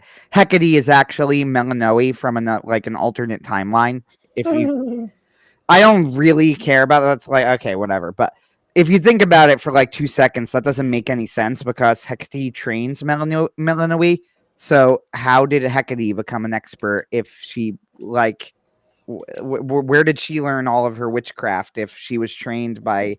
If Melanoe was trained by Hecate, if Hecate is Melanoe, that doesn't make any sense. It doesn't. It just doesn't. Like whatever. Yeah, it's just I don't even really hate the twist on like a conceptual level. It's like, oh, that's, I guess, sort of cool until you think for like 2 seconds and you go, wait a minute, that doesn't make any sense. It's like, oh wait, no, that's nonsense. Like, how? Yeah. Am I going to keep playing the game? Sure, I like the gameplay. Also, I would like to see what happens when I find the 3 fates and awaken Hypnos. It's like you find the Fates and they're like watching Netflix with their feet up. It's like, yeah, we knew you'd do it. We just, didn't want to That interact with it. honestly feels like the type of joke that the game would make. Yeah. Like at this point, I would not be surprised. Like if they were watching, some form of like mythical TV that's not really TV, but the joke is that it's TV. You know what I mean? It's just Perseus going around like traveling through the world on his like his flying sandals Now, around. if that's what they do, it would be stupid and I'd hate it, but I could see them doing it. It's one of those things like some things sound good as a joke, and it's like, yeah, sure, but the problem is that like if the rest of the stuff wasn't so uh troublesome, almost said problematic. If the rest of the plot lines that we're complaining about weren't so troublesome, then you would have the capital to do a joke like that, where it's like, oh, we're the Fates, we can see the future, which means we knew you'd win. But it's like, no, hold on a minute. There's like timelines and like, you know, it's just timelines, okay? Yeah, it's bad. It's real bad. Like again though, when you go like, are you gonna not play the game anymore? Well, no, because it's a video game, right? Like if it were a book, it would just be a shit ass ending and I would never play it again. But it's not a book, right? Like it's a game. Being a game, like, sure, I'll keep playing it. Yeah. Like that's I guess it's like, yeah, you find it fun. Like I'm finding Silk Song fun now, even though I keep falling into the grubs and having a hell of a time with it. And these Get good, Ben. Get good. shit ass little you might not be able to see this, dear viewers, but there is a bug that is harassing me, and it's just not right, not right at all. I can't stand it. More of them, and like traps and stuff. Look, it's very hard, and I'm not doing as well as I want. But no, this is a good point. Like we've talked throughout this story, about. Sorry, I jumped ahead mentally. Uh, It's fine. One of the best things about like Hollow Knight and Silk Song is that you just kill a god in Hollow Knight, and you're probably going to kill a god in Silk Song too. Little G God. This isn't a Japanese, this is God and God God and God Satan God God. No, this is the radiance was infesting the dreams of people, and causing them to go berserk and causing these boils and lesions to burst out over their bodies. No, it was a real and evil thing. There wasn't an opportunity for forgiveness or anything like that. This isn't the point of the story. The point of the story is to slay the evil one. Which to me is always very satisfying. Putting down, it's like reading a scene where the dragon is slain. Very satisfying. Like when Sieglins murders the uh, murderers of her husband, sort of thing. When Odysseus kills the suitors, very satisfying in every time they do it. It's satisfying in Epic the Musical. It's satisfying in the one with Armand Asante where he's Odysseus, Yep. which was a formulative moment in the psyche of Ben. Take that what you will. And all the other adaptions that have the suitors in them, they get murdered. So the question is, Anthony, shouldn't Odysseus have forgiven the suitors? Well, yeah, Antinous, he should have downloaded nice memories into their brains, and then they would have gotten all sad, Right. and that would have done it. They would have realized plotting to murder a possible widow and her son, the only memory of uh, her husband that she has left, will certainly not, be the right call. I don't know what I'm saying. I just think they should have been murdered so much. I'm down. It wasn't even murder. It was self-defense. It was straight up self-defense, and I was down for it to happen. Mm-hmm. Mm-hmm. No disagreement from me. Sure. But shouldn't they have been forgiven in the interest of Christian charity? Uh, so are we gonna move on to the topic? So okay. Unless you have another thing that you want to say Nope. about the No, this game. is a good example. This is a good movement. It came up in the Charlie Kirk murder, and it's on brand with what we've been discussing. Like, when are you owed forgiveness? So, what even is forgiveness? And you asked me, like, hey, look up like what the Catholic sources say specifically about it. Um, the problem is this is actually a very complex topic, which I'm sure you will also get into. So, Mm-hmm. it's like even like the quote unquote Catholic sources, there's not really like a systematized theology of this, right? It's more like a bunch of people addressing it over many, many years, and you kind of have to group it together. Yeah. Um, so what is forgiveness? I think the metaphor that I like the most and that is used by Jesus himself, right, is the release of a debt. Um, so Yep. and I think this neatly cuts through a lot of things where you go, well, forgiveness isn't an emotion. Okay, but then what is it if it's not an emotion, right? Like it is the release of the debt that someone owes to you for a wrong done. So, someone offends you in some way, lesser or greater in seriousness, right? Um, you mentioned your father. Since you already brought him up, we'll use him as an example, right? Like your Of father course. horribly mistreats you, verbally abuses you. You are owed something as a result of this recompense for the wrong done. Yeah, Well, if when you say, I forgive my father, what you are saying is, I release you of that debt. You no longer owe me anything, and I no longer expect anything of you. This kind of cuts through the noise where you go like, okay, but I don't feel like I forgave him, right? Like I don't my emotions have not changed in any way. Right, but nevertheless, I you are no longer saying that he needs to give you something to be made right with you, right? that's right. Like it's no longer a thing that you are requiring from him. The debt is literally forgiven, right? Mm-hmm. So that's what forgiveness is on a fundamental level. Okay, so if that's what forgiveness is, this raises the second question that people have been debating, which is does someone need to be repentant before you forgive them? I think it is clear in the gospel that the answer is no, but with a lot of nuance Yes. attached, right? Like there is a lot of nuance here. So, what does it mean to forgive someone who is not repentant? Well, it means exactly what we said.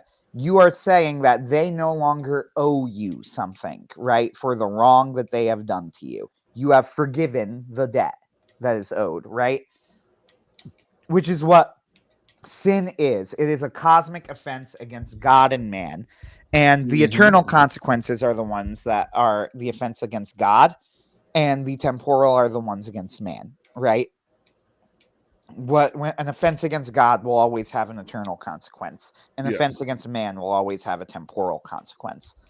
Okay. Um someone does something, they don't repent, and you say, I forgive you. Well, what you are doing is saying, I'm no longer expecting anything of you. I no longer expect or want or am asking for, right? Any recompense. You don't need to give me anything. Right. What good does this do to you, and what good does this do to the other person? Well, to the other person, the good it will do will depend on how they take this, right? Like if they are offended by it, as the prideful often are, and I say the prideful meaning it could be anyone, including me, right? Me or Right. you or anyone, because it's very easy to get prideful with this because you feel like kind of like I forgive you and the horse you rode in on, sort of thing, right? Or like in the Great Divorce, I forgive him as a Christian. Then she goes back to ranting. Yeah, right. Like It could be that sort of thing. So you feel offended, like, and you go, "Excuse me, what did I even do that you think that I forgive you?" Well, that's a prideful response. The truth is, you probably did do something, even if you don't think it was as big of a deal as what they did. That doesn't mean you don't have a debt that would need to be paid, even if it's a smaller debt, right? Um, so probably there's something. And if there was really nothing, then in theory you also shouldn't be offended, right? Because you should just go, "Okay, then I didn't owe you anything anyway," and you should move on. The fact that you're mad about it means that what you really are mad about is that they consider it a big enough deal to tell you about it when you think that your grievance is much worse. And that's pride, right? Um so if that's how the person takes it, then the forgiveness is not going to affect anything good. However, sometimes the forgiveness moves the person, right? Sometimes it moves their heart. Sometimes they don't realize like that there was a weight, and in that case, it could help them. Either way, though, it needs to lead to repentance if it is going to help the person on the other side of it, right? The forgiveness is always going to be good for the one who was doing the forgiving because God asks you to do it. He commands it, and it's good for your soul, and it is good for, right? Like, it is good for your psyche. Um, Whether or not it is good for the person on the other end of it will depends on whether or not they repent, right? If they don't repent, then it won't do them any good. If they do repent, then it will. Like, I think that that's kind of the way that you slice this and you go, okay, but then what do we say about someone like Tyler Robinson? Erica Kirk forgives him. What does that mean? Again, we could use the language of debt. She releases Tyler Robinson, if he was the killer. Cough, cough. Anyway, I am very much a conspiracy theorist about Charlie Kirk. You have to imagine me arguing with my family that Israel might have done it, and them going, "But Anthony, that makes no sense." And I'm like, "I think it does make sense. I think it makes sense." And then Yeah, yes. these are like, and then they're like, "But when why?" And they go, "Because he took money from them." It's like, why wouldn't they kill Tucker Carlson or Candace Owens? Because they didn't take money, but Charlie took money. He's got to pay the piper. And Yep. then they're just like, "But Anthony, no." And I'm like, "I'm telling you, I'm not Well, saying that is what happened. I'm saying it's what could have happened." But I'm just anyway, like, yeah, like we're kind of in the Vox camp of whatever. Like, it was perfectly reasonable, by the way, for Antifa aligned Tyler Robinson effing a tranny to probably looking at furry porn. Actually, no, he was. That's proven because we found his Steam account. Uh, to be a murderous psycho. However, there, like I discussed this in one of my right streams where Vox Day has attracted, and this isn't to offend Vox Day or anything, but he has attracted to a group of crazy, deranged gammas and psychos and trannies who hate his guts and actively work his evil. He has done lawfare against them in different times. You know, they seethe. But there's also a second level of mechanics of powerful individuals, or at the very least, a blacklist that keeps Vox from like back into YouTube and stuff like that in ways that Owen Benjamin and Milo Yiannopoulos and others just simply aren't. He has particular enemies, and they are able to prevent him from certain things.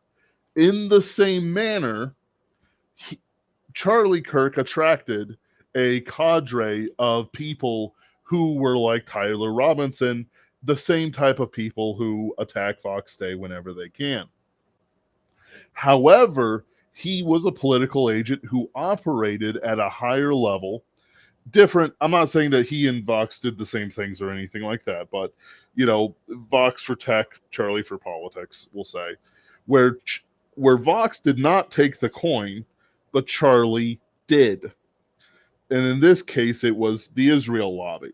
They have a lot of money to make Israel look good. Um, they all the time. This isn't a matter of conspiracy. It is literally budget items, and they pass laws to make sure it happens. Because Charlie took that coin, he is then beholden to them in a way that is more than just a physical contract. When we were doing the uh, uh, covers for some of the books for Pinkerton's Ghosts, my cover artist welched on me and broke the contract and refused to continue the work. He finished his one piece, and that's all I paid for. But guess what?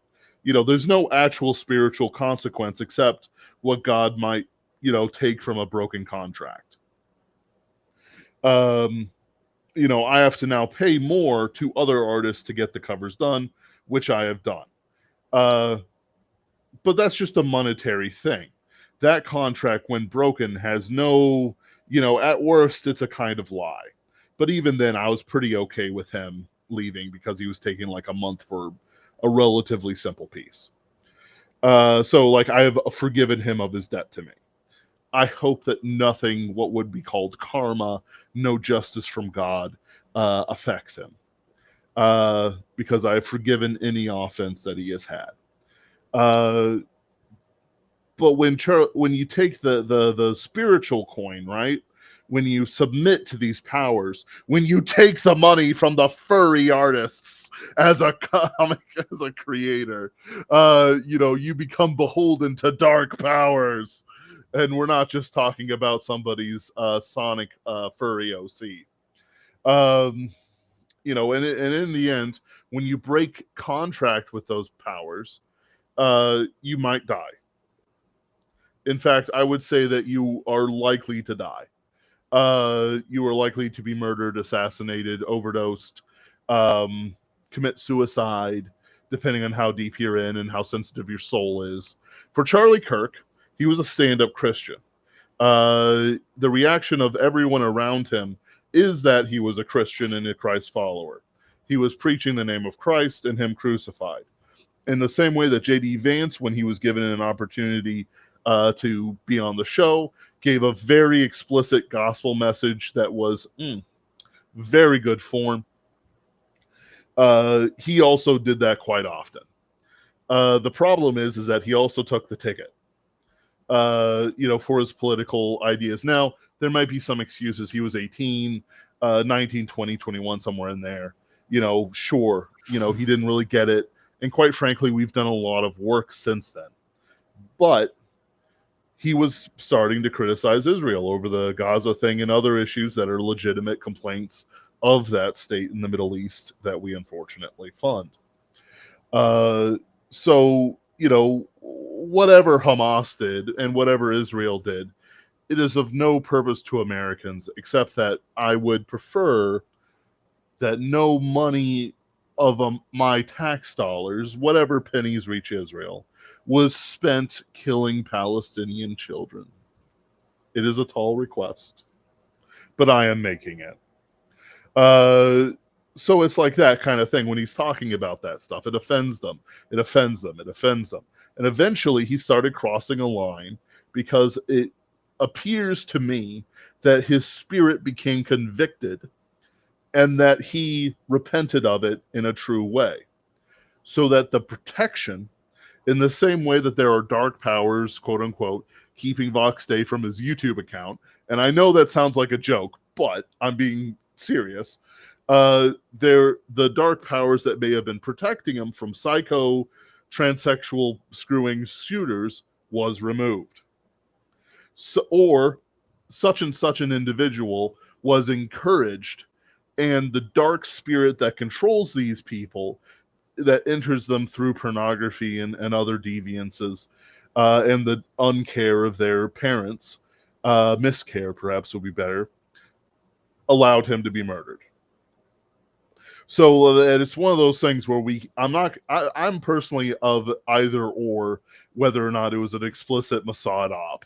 However, I am going to say that because he rejected the ticket and tried to get off the ride, these things happened and he was open in ways that someone like Tucker Carlson or Candace Owens just aren't.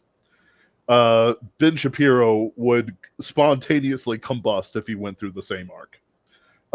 No, he wouldn't actually, because evil men taking the ticket, salvation is them removing the ticket. But That's kind of like, to me, that's the most reasonable explanation for the Charlie Kirk assassination. Whether or not it was Tyler Robinson, the direct cause and action spiritually was from his attempting to get rid of the ticket. Not that he might have understood, or the people around him may have understood those languages, but the ticket to ride is the ticket to ride. Anyway. Yeah, I mean, the other thing is I have no idea if it's I'm trying to think of how to put it exactly. I have no idea if it was actually like Israel that assassinating him. Like when I was telling him, I was like, but Anthony, you have no proof of that. Why do you think? I'm like, I don't. And he goes, why do you think this? Like, I'm not saying it's definitely true. I'm saying that I think it absolutely can be true. And I'm just like, and also, I do not believe the official story at all with, Charlie Kirk's magic neck, his miracle neck of steel. I don't get that either. I think, like, so what you're gonna like, the thing with that though is like, so you're gonna well, first off, I saw the bullet go through, the blood had to go through, so anyway. But it's like, okay, so like what, they implanted a bomb in him? I don't know what they did. I just know that something doesn't make sense. That's the thing. It's like, You still there? yeah. Can you hear me? Yeah, you just suddenly stopped, and I got worried for a second. No, that was it. Oh, yeah, no, like, there's many things that don't make sense. However, I think it's just reasonable for him to have been shot.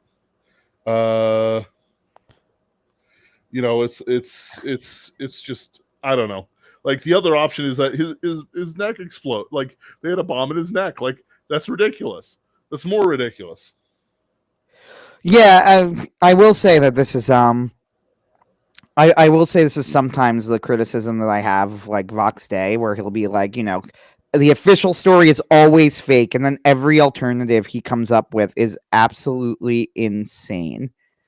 Like, and then you go, okay, like the official story doesn't make sense. This is true, but Yeah. do you not realize that your story has like way more holes? Like the multiple Trumps theory. I'm sorry. I love Vox. I do. But that's wrong. It's just wrong. Like, it can't be true. There is no way that could possibly be true. It doesn't even make the slightest bit of sense. It falls apart with 30 seconds of thought. Yeah. Like I don't. How does that even, like, how could you even think that? I wouldn't go, like, yeah. Like, it's like, yeah, I dig it. The multiple Bidens thing made much more sense. Multiple Bidens does make sense. That makes way more sense. Multiple Trumps, though, to go, oh, well, there's a good Trump and a bad Trump. Okay, here's the question number one, then, just to give the obvious one. Why the fuck isn't good Trump saying anything? Is he that retarded? He just looks at his Twitter and goes, wow, who made that tweet? Weird. Like, this guy. Yeah. Or like when he sees pictures of, oh, that's the fake short Trump. Meanwhile, like pictures, there are all sorts of different perspectives. He clearly lies about he clearly lied about his height, right? Whatever. Yeah. Also, their pictures sometimes create weird perspectives depending on the angle. Where you go like, why doesn't Trump say, hey, that's not me in that photo? Like, is he afraid of it? Okay, so he's afraid of it, but he's not so afraid that he won't occasionally say things that short Trump wouldn't agree with. So, how does any of this add up? Like, what are you talking about? Look, I love me some Vox, but so I do get your point that, like, yes, there are conspiracy theories where it's like the theory clearly makes less sense than the official story, right? That is one of them. I don't have a theory for what's going on with Charlie Kirk. I just don't believe the official story. Yep. That's why we're to go like, do you think so? You're saying Israel did it? Like, no, I'm saying Israel definitely could have done it though. I think it makes sense that they would have done it. Am I saying that they did? Well, I have no proof of this. Right. And I don't think we ever will. But it's the sort of thing Israel would do. It is exactly the sort of thing Israel has done. Yep. Yeah, my parents are like, "Why would Israel?" I was like, "You ever heard of USS Liberty? Look up that one. Fun story." Fun story. Yeah, but anyway, we got off topic. Like about forgiveness, then. So, what do you do in the case of like Erica Kirk saying, "I forgive Tyler Robinson"? First off, can she do that? I think she can, because even though the offense is obviously primarily against Charlie, so the person who can forgive primarily is Charlie. As Charlie's wife, she does have there is some debt owed to her that she can forgive, right? Yep. So I do think that she is within her right to either forgive or not forgive um, the debt owed to her. So I do think that she was right. Like she had the right to do so.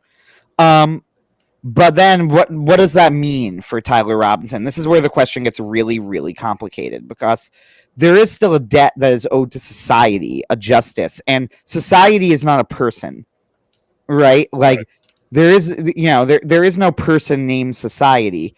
Society is a thing. It's the mass of people and what is owed to the populace as a whole for the thing that has just happened. And that's not something that we really have we can choose societally to be merciful in certain cases, and we are often in courts, right?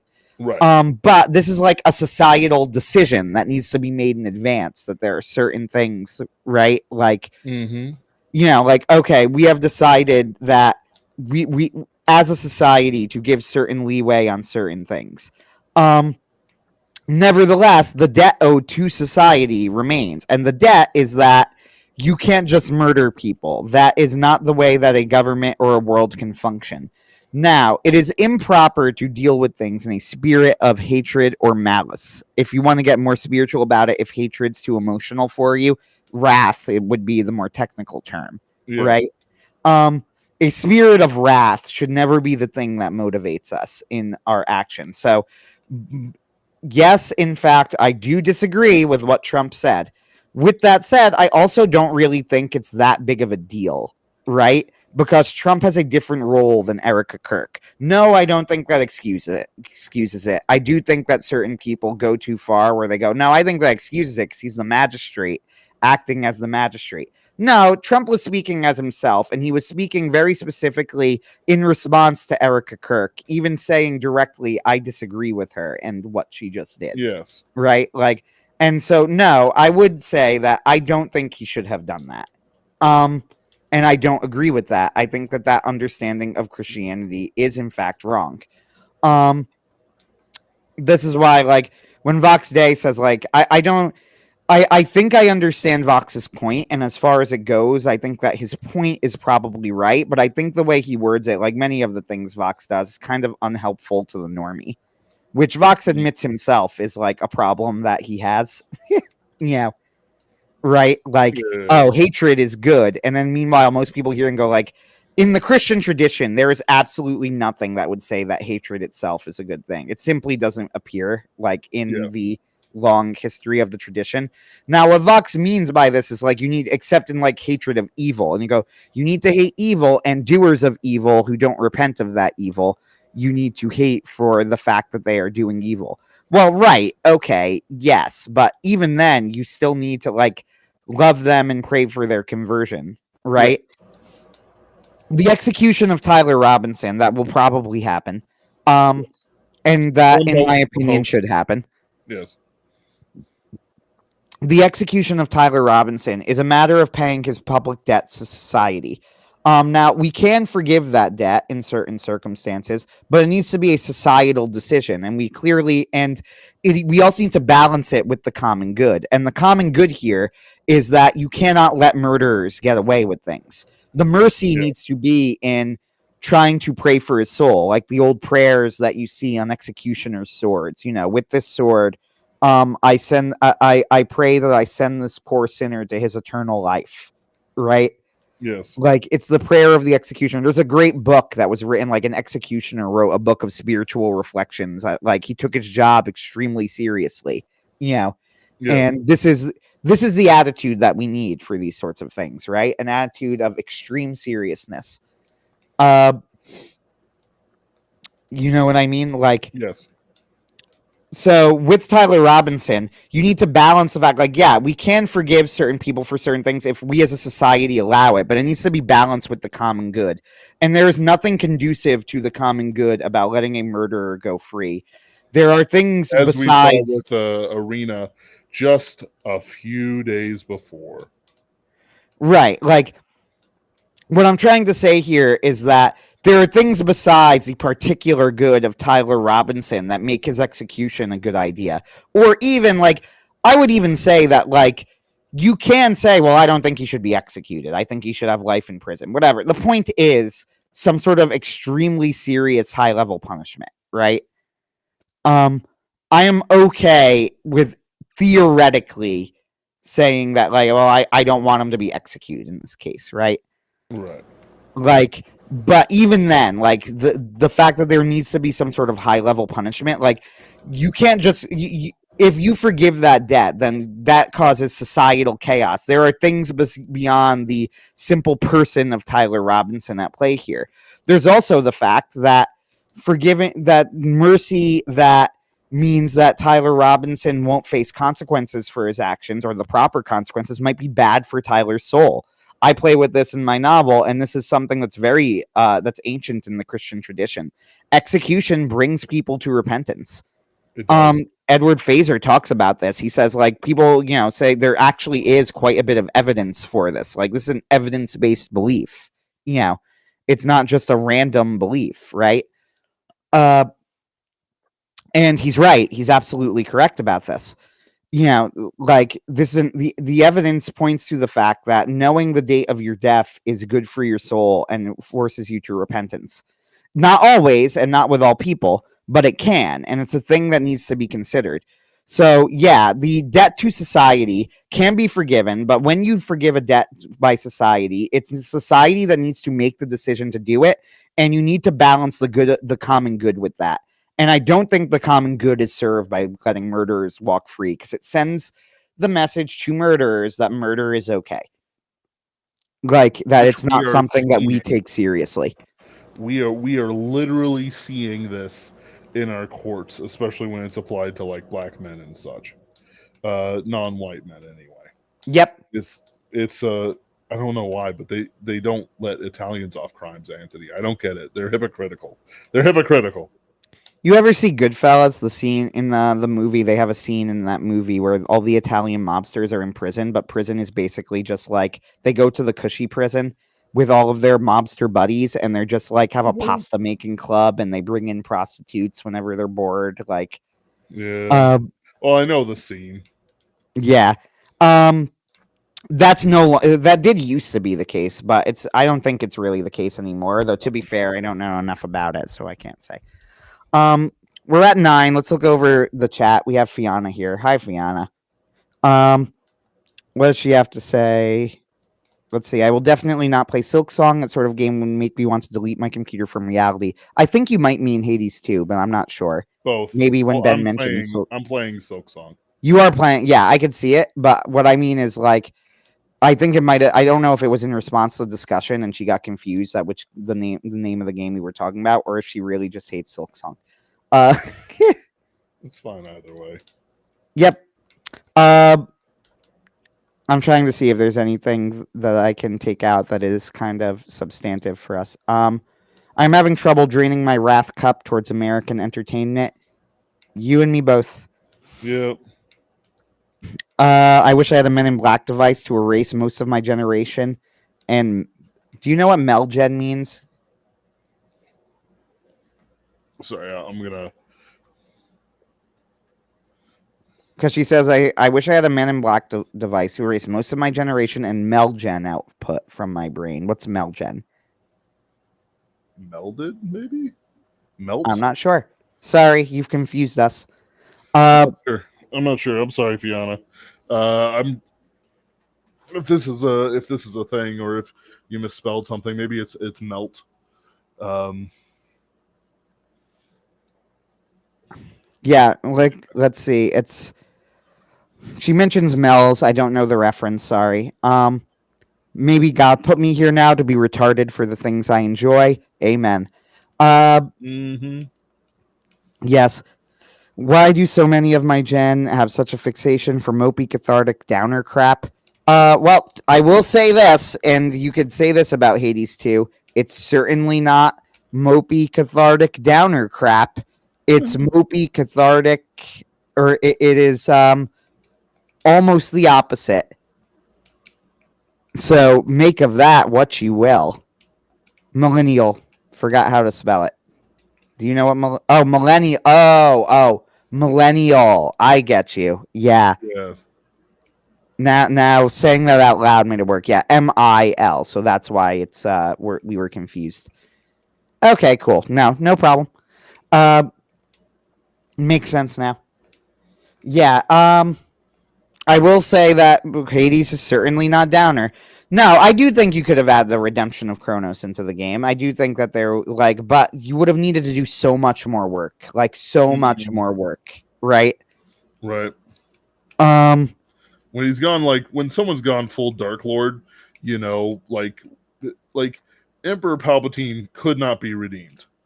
There was just no like to bring up Star Wars for the it doesn't work in the context of that story at all. No. And it doesn't work in general. Like in the context of the story, like what would he do to repent? He has the planet killing laser. You know, he is murdering. And there's a reason that Darth Vader had to die in that moment. Because, like, what would you do if Darth Vader lived? Are you going to put him on trial for his war crimes? Like, his infinite war crimes? Yeah. So why did you do this? I was an evil Dark Lord of the Sith. I was evil. Like all my other crimes. And the murder of the children, I was becoming an evil Dark Lord of the Sith. And I do want to be clear, though, because people sometimes do have this criticism. I believe that Darth Vader did properly redeem himself. I have no issue with him being among the Jedi at the end. Yep. However, he did need to die. Like, that was how it had to happen. Like he had twofold options when it came to his redemption. Both he had to defy his master, the Emperor Palpatine, you know, the cause of so much sorrow, and he had to do something for his family, which is the cause of his fall to darkness. It's implied in the story as well, you know, about these things when it's revealed that Luke is his son. So, you know, he fulfills both things. He destroys the Emperor, and he saves his son. You know, it works better than the brain melding thing with Kronos. Yep. Yeah, you're right. But yeah, just going through 2025 has been horrid. Yeah, please pray for Fiona. She's been going through it this year. Yep. It will remain that I wish things I enjoyed still had more momentum within America. I don't want to go to Japan output for a majority of it, but it will remain that way until America gets its head out of its depression quest fixation. I think we're in a world where it's never really going to get better until, like, society almost kind of needs to remake itself, right? Mm-hmm. And I've accepted this, and I'm kind of okay with it. We've had this discussion where we go, like, the truth is that this is the norm in, like, many eras of history. I don't know if most is correct, but a lot. We were lucky to be in have been following a sort of pseudo golden age of art, right? Not quite a real golden age, not as high art, but nevertheless, the fact there were new creative works being constantly made, that's not something that you could always expect, right? So that we could consume. Like, you have to imagine, it's like, yeah, sure, like a comparison would be something like Shakespeare's time or whatever, when you know, you have all these plays being made all the time. But at the same time, it's like there's a reason we only really remember Shakespeare, like, in like maybe 2 or 3 others for their best. You know, like it's we just have more access to it. Like, can you imagine like being in a quaint English village, and like you're stuck with like the same like 5 people who think they're good actors, but they just aren't. You know, they're not good actors, but they're the ones who own the stage, so of course they're doing just whatever they want. And it's like, but it's the most entertaining thing you have. So you just have to, you know, like, so all of this is to say that, like, it kind of sounds depressing. That's like, no, I don't really think things are going to get better. But the key is that we really can't have an ego about this. It's like we're in the position that most of the world has been in, and that's, or at least a lot of. I don't know if most is right, but a lot of the world has been in. So we have no call to act like we deserve any better. So we just got to deal like Frodo, right? Like, I wish we weren't born to see such times. So do I, said Gandalf, and so do all who live to see such times. But it's not up to us. We just have to deal with the time that we have. Like, is there going to be an improvement in our lifetime? Frankly, I doubt it. Yeah. Is it possible? Sure, anything's possible. But I doubt it. Yep. And And he even then, goes, we still have it really good. I'm playing a modern video game that would have, well, I wouldn't say they would have like blown the minds of whoever, medieval peasants or something, but it's like, yeah, it's still, we're still got it really good. We still got it really good. It's just oh, that, we had like an incredible year for video games. Hades 2, Silk Song, and Claire Obscura is an incredible big three. Like, even Hades 2. Again, like, the flaw of Hades 2 is that the ending of the story is bad, but the game itself is still like a remarkably well-made game. The fact that these are the three biggest games of the year is like, holy shit, what a year. Like, yeah, that's something. it's like, but Call of Duty wasn't good or something. It's like I don't care. Like, quite frankly, like AAA has never been the chief end of games, and if it was, it never should have been. Yep. I still really want to play the new Doom. I know John Delarose was going off on it a bit, and I understand why to a point, but like, I'm sorry, aesthetically, it just looks really cool. And as far as I could tell, the only real shitlib thing that I've ever seen regarding it, of like, oh, they caved to the woke, is that like they renamed the nightmare setting or something or whatever, like, or they got rid of one of the flavor texts on the nightmare setting, which, like, I understand why people are kind of annoyed. I don't fucking care. The game looks really cool. I'd like to try it one day. But yeah, that's the only AAA game, to be frank, that I care at all about. Boycott Ghosts of Yotei, I have no idea what it's selling. I suspect it probably did pretty well because most people don't care about the boycott, but it doesn't matter. You should boycott it for principled reasons. Yep. Fuck them. All right, Yep. I'm done. Anything you want to say, Ben? Well, I just wanted to finish up with the argument about like forgiveness and stuff like that. It's like the forgiveness that we're offering is not independent is independent of whether or not Tyler Robinson should face justice. Yes. We forgive, and the social cues are a different path. One of the things that bothered me, and I mentioned this in the right stream, is that these are people who scoff at everything a woman politician says. So why in the world are you taking Erica Kirk seriously? It drains energy from the right. We were already getting our energy drained. Yeah, it's a ridiculous thing to say. It's ridiculous. Like, I don't like, it's almost like, like it's frustrating because it's like, I know how you act. It's seriously I don't your boos mean nothing. I see what you cheer. Like, I know what you cheer for.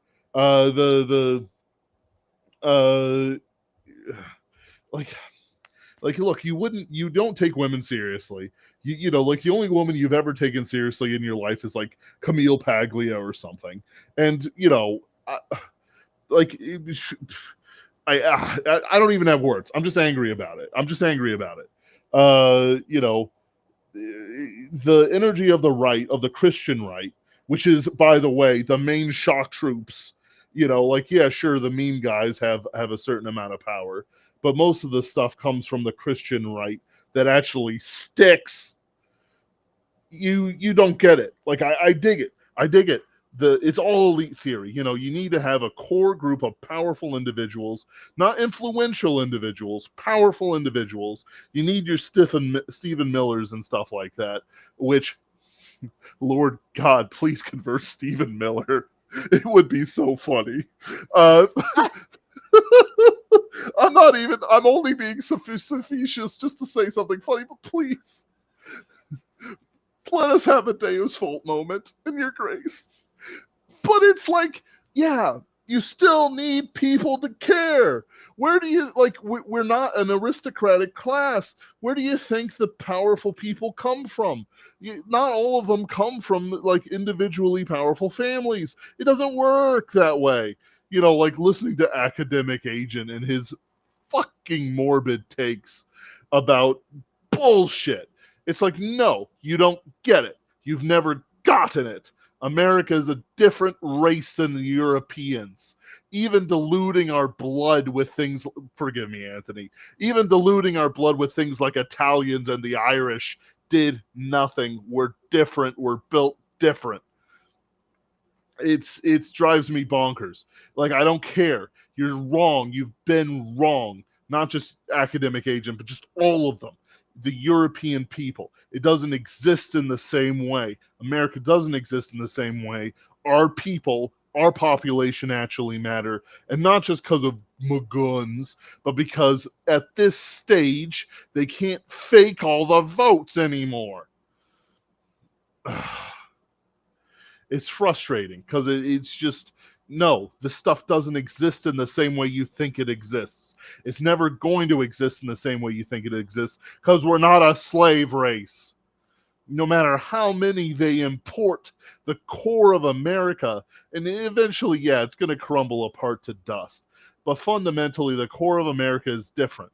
And I'm going to be real. There's a short time preference, no different than an inner city urbanite when it comes to these political things. You could almost see them fail the breakfast test. Oh, the armies aren't jackbooting down the street. Where's my Nietzschean overlord? And I'm exaggerating what they say. But it's like, yeah, okay, fine. People talk all the day about the ridiculous crap Trump does. There's a 3-day rule. We talk about a 3-day rule for whatever Trump says. Oh, but it's not happening now. It's not even been a day. It's been an hour. Pam Bondi said something stupid again. Why isn't he firing her immediately? Buddy, it's 8 p.m. on a Friday. Nobody's been working since Thursday in Washington, D.C. Why in the world do you think that it's going to change anything in that instant? You have. I can't stand it. It's like listening to some guy going, oh, but I didn't have breakfast this morning, but I did have breakfast this morning. But Trump did say this, and it's, like I'm like bashing my head against the wall. It's like, yeah, okay, fine. Trump said something, but what if there's paperwork that has to fill out and matriculate before he could send the army into Portland? But Trump said, I know you're smarter than me. And I'm not like, I want to be very clear. This is more on the Twitter side of things than anything else. I know that you've got something better than I do. But and it's like, I'm guilty of this sometimes, but I'm not guilty of it in this instance, to be clear. It's like, no, hold on. There is, like, the right isn't destroyed every time a woman says something stupid. The right isn't destroyed every time Trump says something stupid. The right isn't destroyed every time this or that. Like like there's all this engagement farming. Like, I've muted a bunch of people over like just being blackpilled. Like, I'm probably gonna mute Academic Agent over going, the Jewish roots of Christianity is a good argument against Christianity. No, the fuck it isn't. It's one of its strongest arguments. You just hate the Jews. And I mean actually hate the Jews, actually anti-Semitic. It drives me bonkers. These political things, this and that. Oh, it's like the Nightlands, the spirit of the House of Silence, throwing the multitudes this way and that, so their suffering is increased by the hazards of the Nightland, by the tearing and baying of the night hounds, and the laughter of the place which comes the great laughter. I'm not into it anymore. Excuse me. God bless. The point is that just to finish it up, just to finish up what I'm saying, put the breakfast test to everything that happens. What if Erica Kirk hadn't forgiven Tyler Robinson? He would still be up for execution once his trial is over. Hopefully, he is up for execution when this trial is over, because there must be consequences for murder. We must have the rule of law in the land, and we're just not getting it.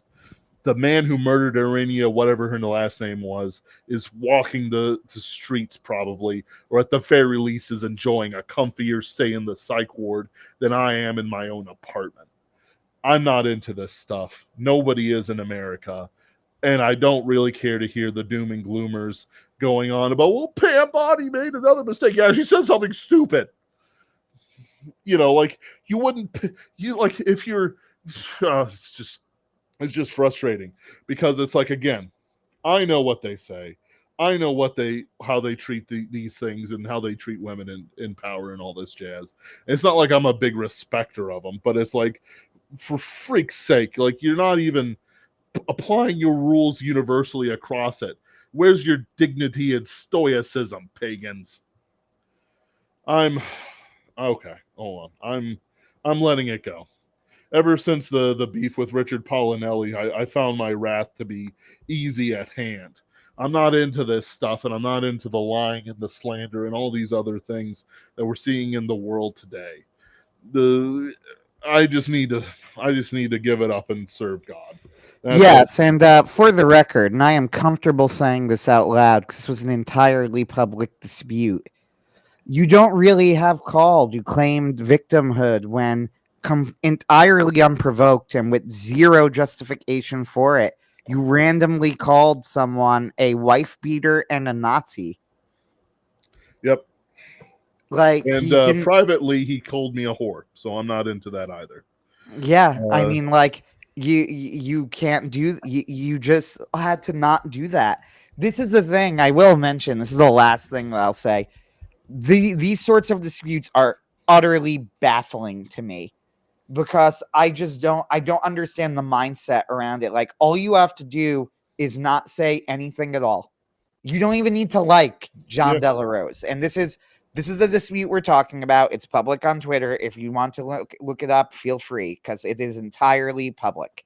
And the parts that aren't public, they are insults to Ben, who is voluntarily making it public. So, Yes. which he has every right to do. Okay, Especially so under Missouri law, just so you yes, guys know. John Delarose goes on a thread and like vaguely promotes his book in some way, right?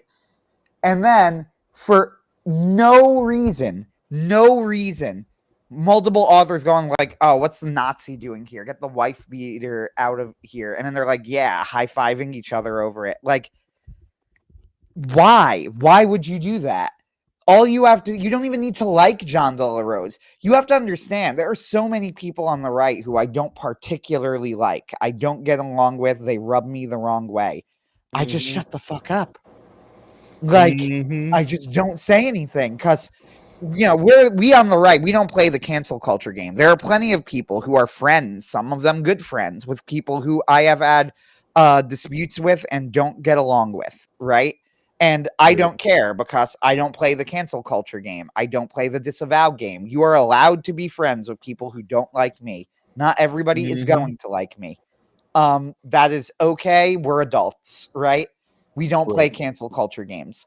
This includes even now, Richard Palinelli. I know plenty of people who are my friends who are friends with Richard Palinelli. You can stay friends with him.